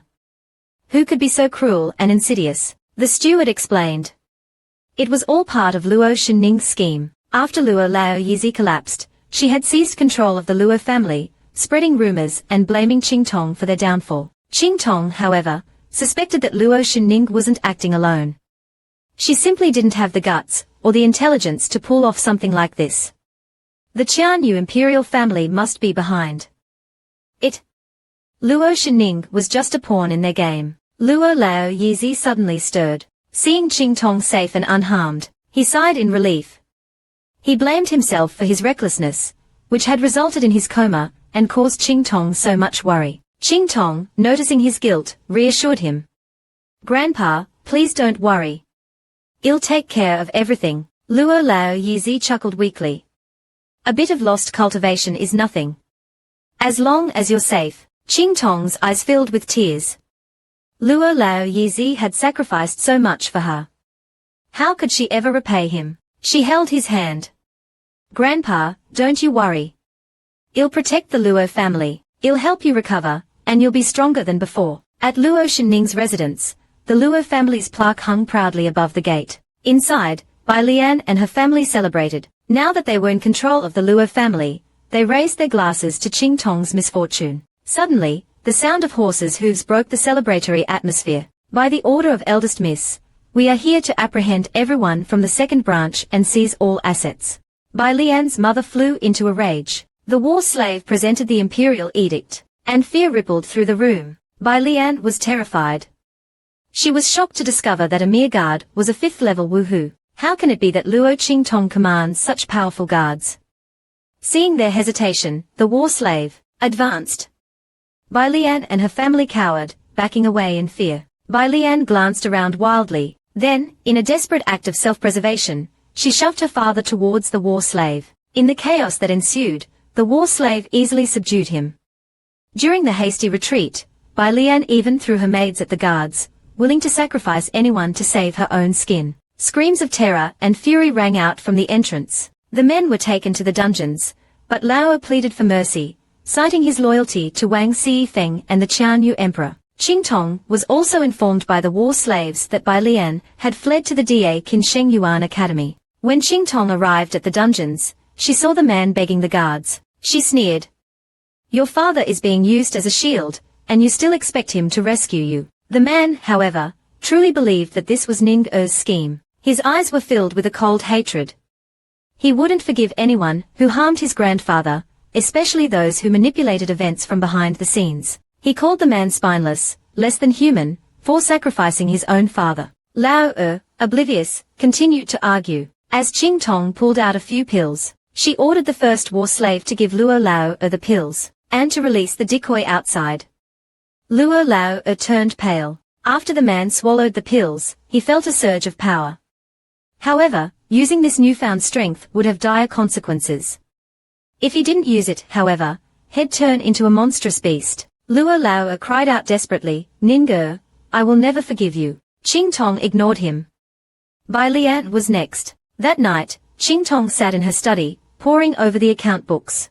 Zhan Enyu reported that Luo Qingtong had returned to the Luo residence, accompanied by a Qianyu branch academy instructor. Strangely, the instructor seemed entirely devoted to Qingtong. This piqued Qingtong's interest, and she decided to investigate. She instructed Zhan Enyu to make a list of every gift she'd received from the royal family and nobles over the years. She intended to give them all to Bai Lian as a gift. Bai Lian was pacing anxiously in her room. She was certain Qingtong would come for her. She was, after all, responsible for her father's disappearance. Chu Lao Ma was away, but if he dared to show his face and cause trouble, she would make sure he paid dearly for it. Bai Lian forced a pitiful expression, hoping to gain Chu Lao's sympathy.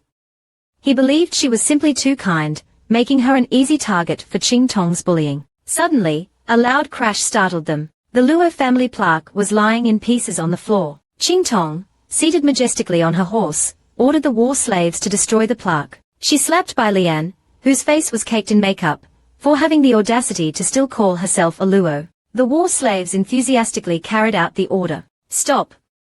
That plaque was a gift from the Qianyu branch academy. Qingtong completely ignored their protests. Bai Lian wailed dramatically. Big sister. What are you doing? Their eyes met. All that remained of the Luo family plaque were shattered fragments. You've been expelled. You're not worthy of this plaque. Qingtong then had her men bring out a new plaque. The characters Dao Fu on the plaque enraged Bai Lian. A mixture of fear and fury coursed through her. I'm your sister. How dare you treat me like this? Have you no conscience? Qingtong was even more infuriated by her over-the-top dramatics. Bai Lian then launched into another Oscar-worthy performance. Big sister, you're so cruel. You kicked me out of the family, and yet you're still tormenting me. Look what you've done to the Luo family.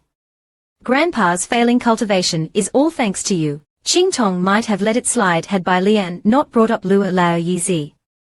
His name was like pouring oil on a raging fire. Zhan Enyu stepped forward. What have you done? Do you dare tell the truth? Bai Lian's expression changed instantly. 1 minute she was fiercely defending her disciple, the next she was being slapped across the face. It turned out that Qingtong hadn't just revealed Bai Lian's shameful deeds.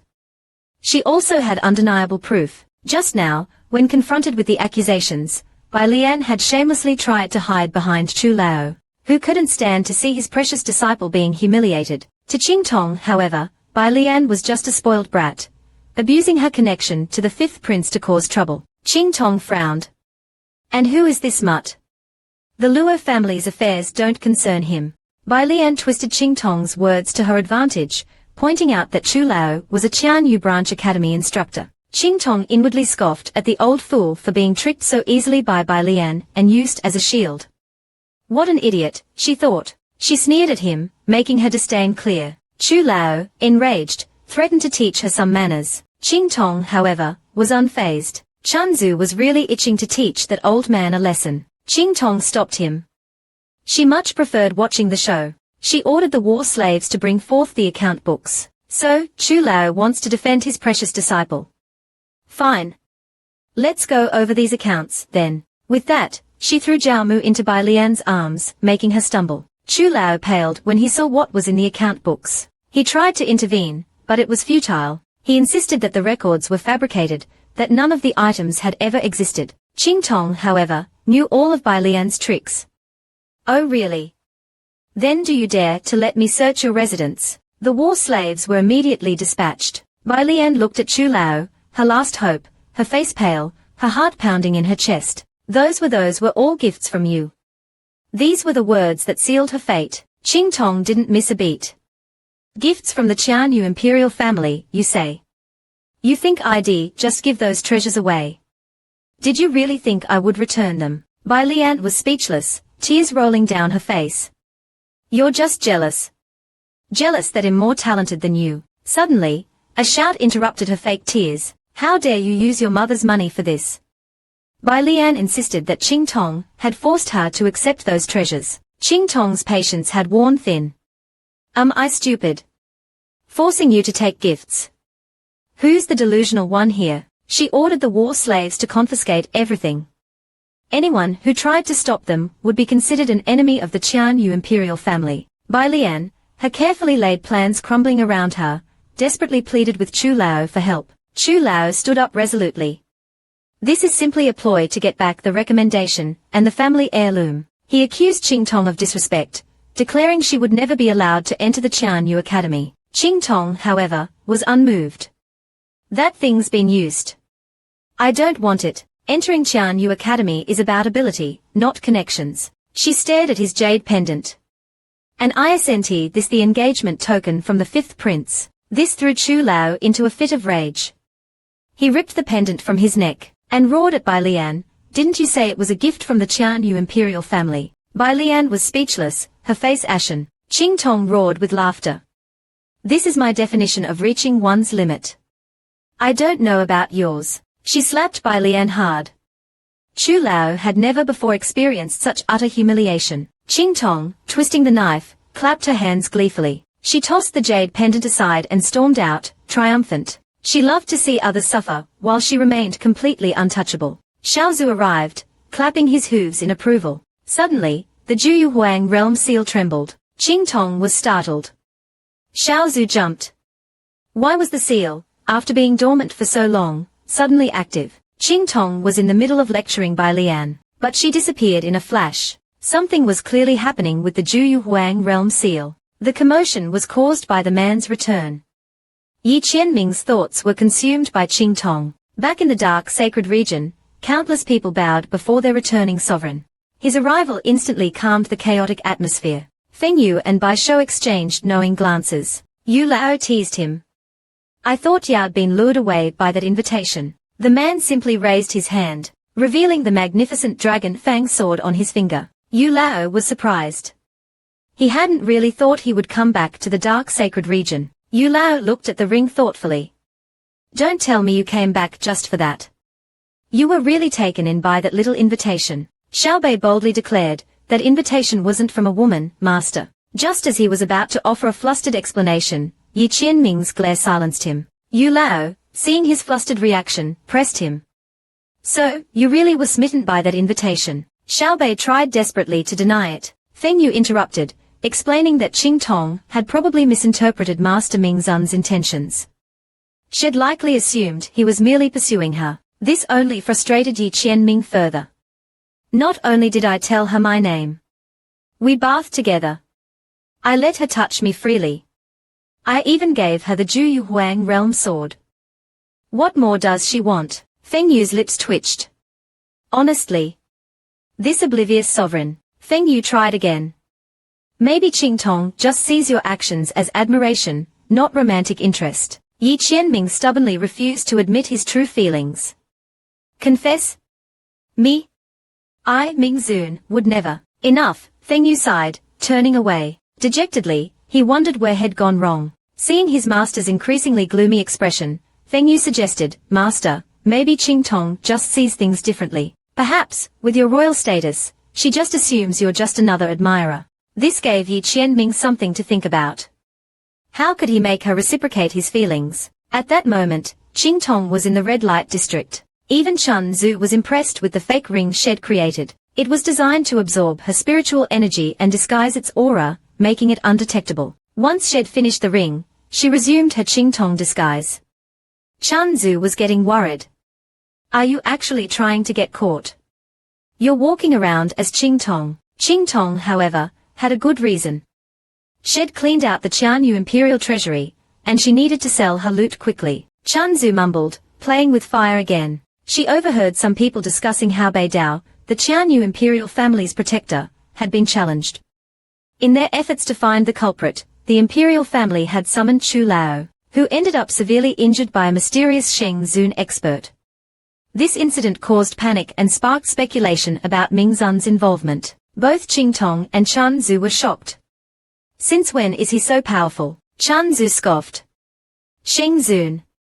Yeah, right. However, after thinking about it, Qingtong realized that the only one capable of injuring the imperial family's protector and scaring Chu Lao so badly was that man. A terrifying thought took root. Juwu Mountain Mingzun, could they be one and the same? Qingtong shuddered. Since Yi Qianming was already dealing with the stolen goods, it was best to leave things as they were. Not far away, Jizun assassins were watching her. Knowing she was being followed, she headed straight for the city. The assassins were confused when she entered their territory. Suddenly, she appeared on the city walls. Are you looking for me? With a casual wave, she activated what appeared to be a standard confinement formation. The assassins scoffed. She'd be easy to eliminate. Qingtong observed them, wondering why the Jizun Assassin Guild was after Hazi Yigui Tong. Little did they know, the formation was merely a ruse, a convenient excuse for a bit of mayhem. A sinister smile curved her lips. She summoned a sword. The assassins, who had initially been unconcerned, were now on high alert. Before they could react, she disappeared, a blow of color. Needles rained down from above. In the blink of an eye, their leader was a pincushion. Qingtong's voice, cold and sharp, cut through the air. Last chance. Who sent you? The assassins were stunned. Such immense power from a Wu Jiang. Qingtong, however, didn't hesitate. Dual swords in hand, she was ready to strike. Chunzu watched, utterly bewildered. She had divine weapons and king-level strength. Why was she struggling like this? Qingtong was growing more and more frustrated. Her strength was fading fast, and she was close to collapsing. Suddenly, Zhu Gan was struck by regret. He remembered Yi Qianming's instructions to protect Qingtong. This woman was too important. Their lives depended on her safety. He channeled his spiritual power, and fire erupted around him. A red-haired youth materialized. Qingtong noticed Chun Zu's transformation. Just as the youth prepared to attack, a cold voice stopped him.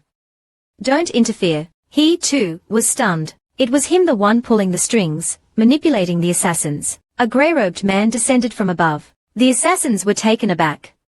Why would she choose this particular place to fight? Spiritual energy surged into his sword. First move of Zhan Qianju. Bo Qian. So, it had been Yi Qianming who hired them. Trapped in the formation, the assassin's cries of pain echoed. His struggles were for naught. Qingtong smirked. She hadn't expected his technique to be so incredibly powerful. Chunzu rushed to her side, his face streaked with tears. Master, you almost died. Don't you care? Qingtong pinched his cheek. I felt the surge of power within her. Did you really think she was about to die? And besides, I don't care what happens to that idiot. Qingtong's strength had partially returned, allowing her to reach mid-level Shengzun. She still felt uneasy, however. She needed to fully recover, and quickly. Suddenly, Chunzu yelled, "What are you doing?" Zhan Enyu anxiously explained that the current commotion was due to the disappearance of an instructor from the Qianyu Branch Academy. He glanced nervously at Yi Qianming. Yi Qianming's eyes were fixed intently on Qingtong. Qingtong felt a sinking feeling in her gut. An idea struck her. I'll handle rescuing the instructor.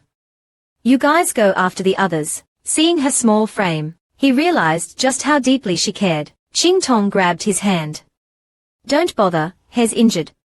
Their eyes met, and Yi Qianming froze. Qingtong ripped the man's shirt open. He, the mighty Mingzun, was being undressed by a woman. Not only was he being manhandled by this hooligan, but she even dared to look at him with pity. Bei Qin's jaw dropped.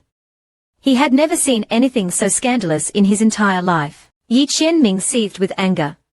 This woman had been taking advantage of him from the very start. Every encounter was nothing more than an opportunity for her to exploit him. Qingtong blushed, stammering, "I am sorry," as she examined his meridians. A familiar warmth spread through Yi Qianming's body, making him shiver. Her touch burned like fire. He didn't understand what she was doing. Qingtong cursed him inwardly.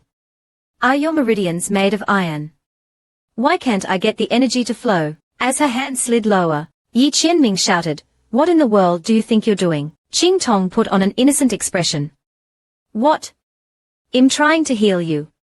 Surely you're not accusing me of anything untoward. Suddenly, Fengyu came under attack. Qingtong sensed the danger. Time was running out. Her red pupils glowed. Chunzu transformed into a projectile, rocketing towards the assassins. Stop her! Chunzu's panicked voice echoed from the barrier. She's crazy. Those aren't Sheng-level assassins. Qingtong used the Tong Shu. Tong Guang Hua Shu. The assassins cried out in agony. Fengyu attacked relentlessly, completely disregarding his own wounds. Yi Qianming watched, his expression unreadable. Is that all she can do? Chunzu was terrified by the sheer brutality. Qingtong yelled, "Chunzu, I'll stew you alive if you can't stop them. I didn't raise you to be a useless freeloader. Get your act together and do your job." Chunzu, finally understanding the gravity of the situation, unleashed his full power. The air crackled with energy around him. Qingtong ordered, "Make it quick, and try to avoid seriously injuring them." Yi Qianming's meridians were sealed. Chan Zhu transformed, his purpled spiritual energy coalescing into a gigantic dragon, which coiled around the assassins. Chan Zhu's arrival was a game-changer. Feng Yu struck down another assassin, who was immediately grabbed by one of his comrades. "Quickly! Take out the target." To their astonishment, however, the assassin simply refused to die. Sensing that things were going south fast, Yi Qianming yelled at Qingtong to run. Qingtong looked at him. How could she abandon him like this? Seeing her hesitate, Yi Qianming's resolve only strengthened. He would sooner die than let her be captured. Could he really bring himself to leave her? Had deceived and harmed her time and again, yet, she'd always forgiven him.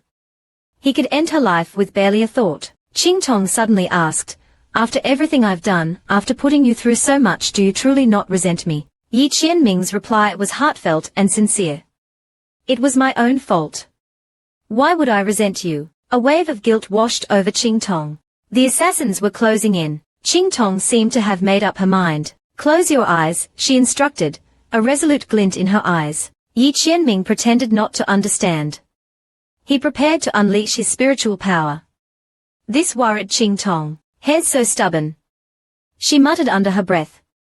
She ripped her mask off, and pulled him into a searing kiss. Yi Qianming's body trembled at her touch. He couldn't understand why she was transferring the last of her spiritual energy to him. Suddenly, the energy surged back. "She wants my power." He pushed her away. Realizing what she'd done, Yi Qianming took control. Qingtong felt a rush of power, almost too much to handle. Raw, untamed energy coursed through her veins. The assassins were stunned by the sudden power surge, momentarily frozen. "We can't kill her. It's too dangerous." Zhu Gan quickly pulled Yi Qianming out of harm's way. He casually waved his sleeve, and the approaching assassins were instantly incinerated. He glanced at Yi Qianming. "Teach me your strongest move." He was like a volcano about to erupt. Yi Qianming, however, only had one technique due to his unique constitution, and only he could use it. Qingtong, however, insisted. Seeing her desperation, he relented. Towering red trees materialized, their branches stretching skyward, a perfect blend of attack and defense. Zan Qianzhe. Qianxing Kei Di Lai. As the formation appeared, the complex movements of the Zan Qianzhu were projected in front of Qingtong. Understanding flooded through her. She grabbed two swords. First move of Zan Qianzhu. Zhuqian. The world trembled before her might. A power capable of rending the heavens was unleashed, instantly obliterating the semi-Sheng assassins. Wei Qin and Chan Zhu stared in awe. Feng Yu was equally stunned. That's Master's ultimate technique. Ziyi knows it. Cheng Yang dissipated, and Qingtong collapsed. Yi Qianming, his eyes locked on her as she performed the technique, was awash in emotion. "She is mine." The poison that had been plaguing his body was finally purged by the sheer force of the attack. He couldn't tear his gaze away from her. Qingtong, exhausted, leaned against him. It was the first time she'd instinctively sought him out for support, small and vulnerable. Qingtong was still reeling from the sheer power. Such a simple move, yet so incredibly destructive. "If only you weren't so strong," she breathed. Yi Qianming was taken aback. "Weaker. Isn't it always better to be strong in a world like this?" Qingtong finally admitted her true feelings. "If only you weren't so strong, then I could keep you by my side, and I wouldn't have to constantly worry." She trailed off, her voice barely above a whisper. Yi Qianming's eyes widened.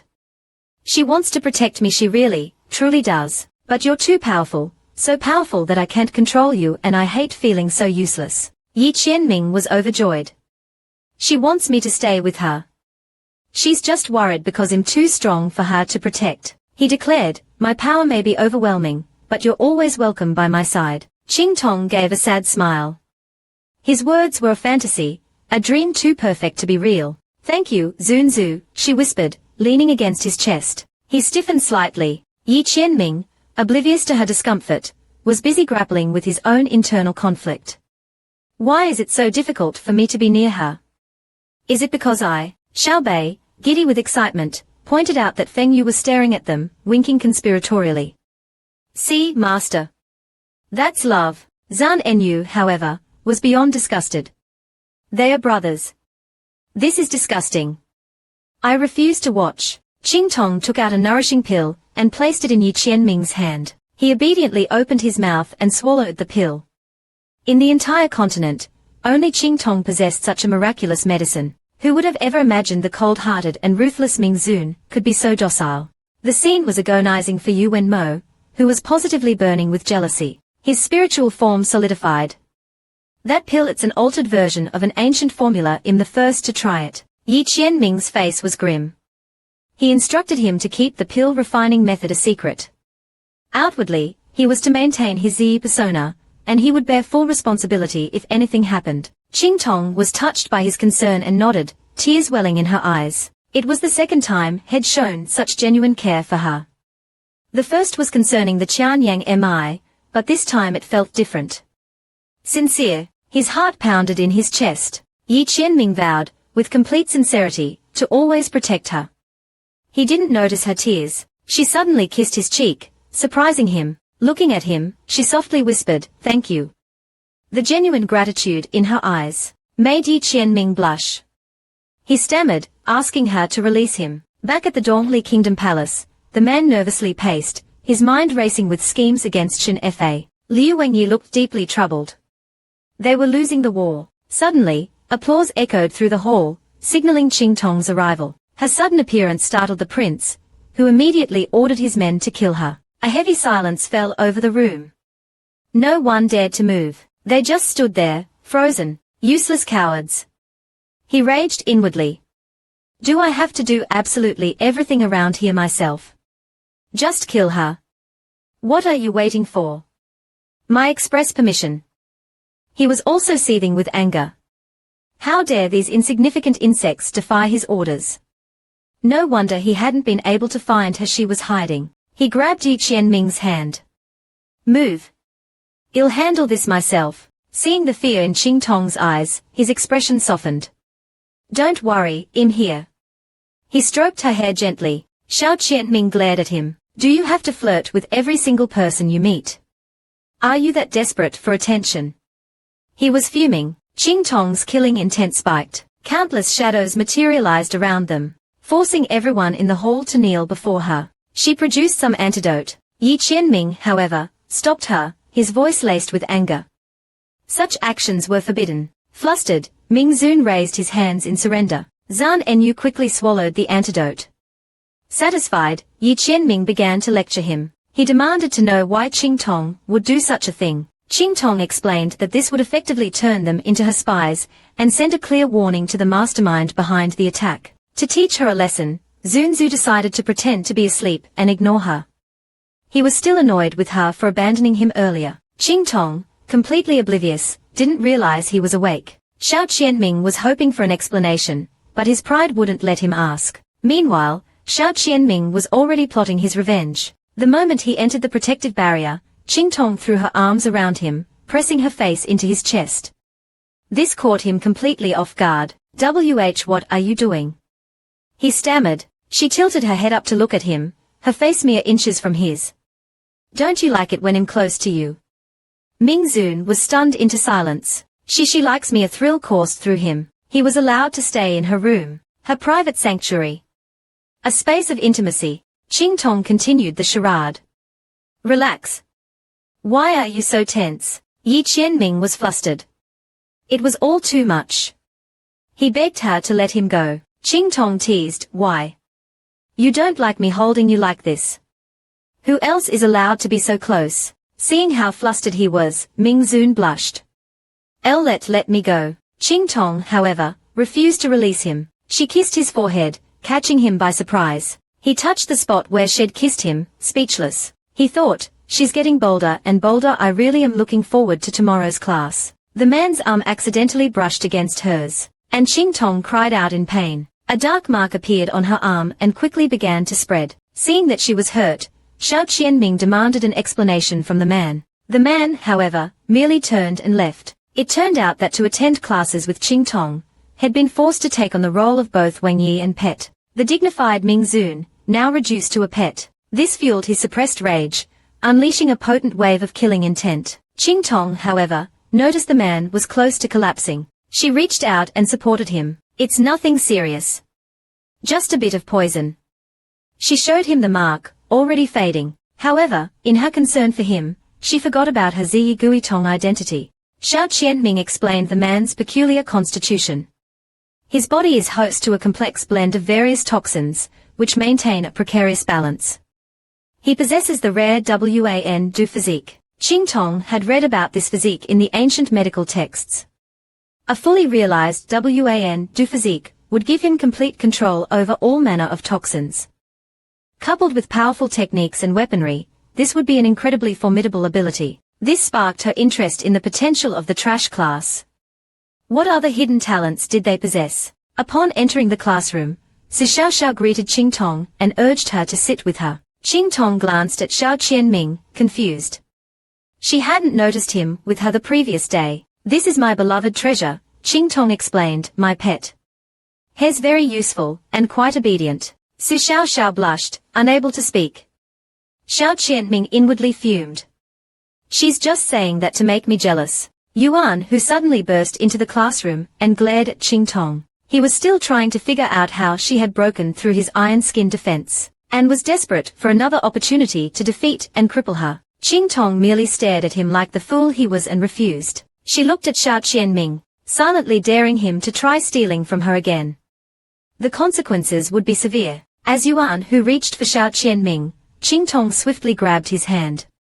He yelped as a searing pain shot up his arm. The instructor watched, highly amused, as Zunzu grimaced in pain. Yuan, who buried his face in Qingtong's chest, seeking comfort. Back at the residence, Fengyu and Beiqin bowed low before Qingtong, who simply sighed. She then proceeded with treating Chu Wenhao's injuries. Someone, however, had overheard them. He glared at them menacingly. Qingtong calmly crushed his hand. While she appreciated his willingness to help, stealing was unacceptable. He should have asked first. The man, clutching his throbbing hand, feigned ignorance and apologized profusely, claiming that he'd simply acted impulsively to save his sister. He then offered up the medicine he'd been attempting to steal. He, however, seemed more interested in Qingtong.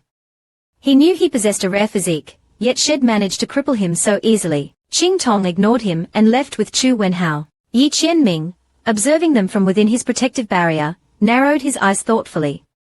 That boy, he looks so familiar. I wonder where I've seen him before. Back at the dark sacred region, Yi Qianming addressed his men. Dispose of the bodies. In going hunting, he would unleash his fury on anyone who dared to harm Qingtong. It's time to return, he declared. Fengyu and Beiqin exchanged thrilled glances. Xiaobei, however, anxiously inquired, Master, are we going back to that place? Yi Qianming confirmed their return. Fengyu and Beiqin were overjoyed. Meanwhile, pandemonium reigned in the Qianyu Imperial Palace. The Imperial Guards assigned to protect Beidao were struggling, and the palace itself was under attack. The Emperor was beyond furious. Bei Jimang rushed to the Emperor's side, but he was kidnapped, and the treasury ransacked. Overcome by a fit of rage, the Qianyu Emperor suffered a heart attack and collapsed. He was at his limit, and had no choice but to summon the eldest to stabilize the precarious situation. In the secret realm, Qingtong was beating herself up over her carelessness. I almost died. Chanzu also berated her for being reckless. Qingtong was utterly miserable. Not only had she fallen for Yi Qianming's trap and become entangled with him, she was now being hunted by him. The more she thought about it, the more frustrated she became. Chanzu, noticing her distress, attempted to comfort her. Master, he's harmless, really. Qingtong shot him a look. Easy for you to say. He's the one hunting me. Suddenly, she remembered something the old man who'd lifted the curse had told her. Was his name Yi Qianming? It suddenly dawned on her. The reason why Yi Qianming had been protecting her all this time has been after me since the beginning. That explains his persistence. It wasn't about revenge. He was interested. This realization only intensified her desire to tie him up. The next morning, Qingtong went to the Yang Yao market. She saw a small crowd of people gathered around someone, murmuring, "He's so handsome." She glanced over, and her blood ran cold. It was Ming Zun, standing right there in the Yang Yao market. "He's really tempting fate playing with fire," she muttered. Seeing him there, a knot twisted in Qingtong's stomach. Chanzu was equally surprised, and immediately averted his gaze. "He's everywhere. It's impossible to escape him."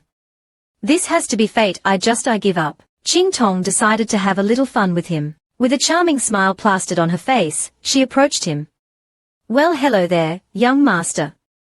Aren't you a sight for sore eyes? Perhaps you'd care to join me for a drink. Mingzun's eyes widened at her words. His hands trembled slightly, betraying his nerves. He felt a strong, sudden urge to bolt. Sure, he agreed, his voice slightly strained.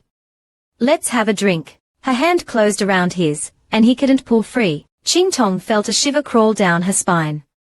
Is he really? Or is he just playing some kind of elaborate game? What's his real motive? She decided to stay and find out. He looked at her, his brow furrowed in confusion. Why aren't you running? Qingtong feigned innocence. Run? What for? I only just arrived. Did you really think I'd run away just because I saw you? He seemed to relax a little at her response. Qingtong sat down, feeling a knot of apprehension tightening in her stomach. You mentioned something about raising something before. His gaze was intense. That's right. A beauty like you. Anyone would want to keep you. He gestured vaguely in the direction of several cages holding exotic animals. Ah, so that was it. He wanted a pet. That explained his relentless pursuit of her. Head even admitted it openly. If it's her and as long as she's obedient, I'll let her stay with me. Qingtong hesitated. What is going on inside that head of his? I need to find a way out of this situation. He looked directly into her eyes, and said one word. Yi Qianming. Qingtong choked on her drink, coughing. How does he know my name? Has he been searching for me this whole time? But I explicitly told him to ignore those rumors. There has to be another reason he's chasing after me. She quickly changed the subject. Why have you come to the Qianyu Empire? Yi Qianming flashed a sly smile. To capture someone, of course. He was testing her, watching her reaction closely. He even fabricated some outrageous accusations against her. Hearing that he was there to arrest her actually eased Qingtong's mind slightly. If that were truly his intention, he would have acted by now. She'd just been letting her imagination run wild. Yi Qianming continued drinking, making Qingtong nervous. He mused, let's see how long those eyes of yours can hold out. Qingtong matched him drink for drink. After a while, the alcohol began to affect her, and her vision blurred. Yi Qianming offered her another cup, but Qingtong steadfastly refused. His true motive was to protect her. Sensing this, Yi Qianming reached out to her. He really does like men. Their fingers brushed. A strange warmth blossomed within Yi Qianming's chest. He blushed crimson and averted his gaze. His heart hammered against his ribs. This shameless woman. She's playing games with me. I'll make her pay for this. Qingtong, in the meantime, expertly checked his pulse. Unchanged. Weak. His constitution was truly appalling. She still couldn't understand the cause. It was a strange and baffling condition. Despite his usual aversion to being touched, he found that he quite enjoyed the feeling of her fingers against his wrist. Qingtong was confused. The more she investigated, the more confusing it became. Yi Qianming asked casually, how's business? Qingtong replied, fine. She was inwardly frustrated, however. Yet another dead end. Her vision was rapidly deteriorating. She needed to find a solution, and fast. Just as she was about to excuse herself, he stopped her. Running away again, he placed his hand on her shoulder. We agreed we would drink until we both passed out. Don't break your promise. Qingtong thought, what's going on? Why won't he let me go? She silently cursed her mother for putting her in this situation. He seemed to read her mind. Your eyes are almost gone. I'll just wait here until you collapse. Trapped, she resigned herself to playing along. Once again, Qingtong realized she'd been tricked. I really am an idiot. Seeing her frustration, Yi Qianming smiled inwardly. Suddenly, he clutched his stomach. Or I need to use the privy. He gave a sly grin. Don't worry. I'll have bacon. No? Qingtong interrupted. It's all right. I'll go with you. Qingtong groaned inwardly. She'd walked right into his trap again. I can't believe I'm so stupid. Seeing her defeated expression, Yi Qianming's expression softened a little. Suddenly, he clutched his stomach and let out an exaggerated moan. Oh, this is not good. He looked at her slyly. It seems I'll have to trouble you. Bacon stared, dumbfounded. What a drama queen. Feng Yu, however, was secretly entertained. Master, you're really hamming it up. Yi Qianming abruptly stood. Well then, since Tong Tong insists, I'll accompany you. Qingtong had no choice but to ask Bacon for help. Little Bei, please. Bacon puffed out his chest. Don't worry. I won't let him out of my sight. Yi Qianming was inwardly smirking. Let's see you get away now. After a while, he became restless. Feng Yu tried to reassure him. Don't worry, Master. We have everything under control. He won't do anything foolish. Yi Qianming, however, crushed his wine glass in his hand. Qingtong was still with Bacon. His eyes narrowed. He sensed Bacon's murderous intent. What was he scheming? Bacon suddenly grabbed Yi Qianming's hand, a move that made Yu Lao want to cut his hand off. Yi Qianming found it incredibly irritating. He put his ring on the table. I'm taking you somewhere to meet some associates. Intrigued, Yi Qianming allowed himself to be led away. They entered a room. Yi Qianming was suddenly overcome with a sense of dread. A group of men charged at him. He stared at them, stunned. A powerful surge of killing intent erupted from him.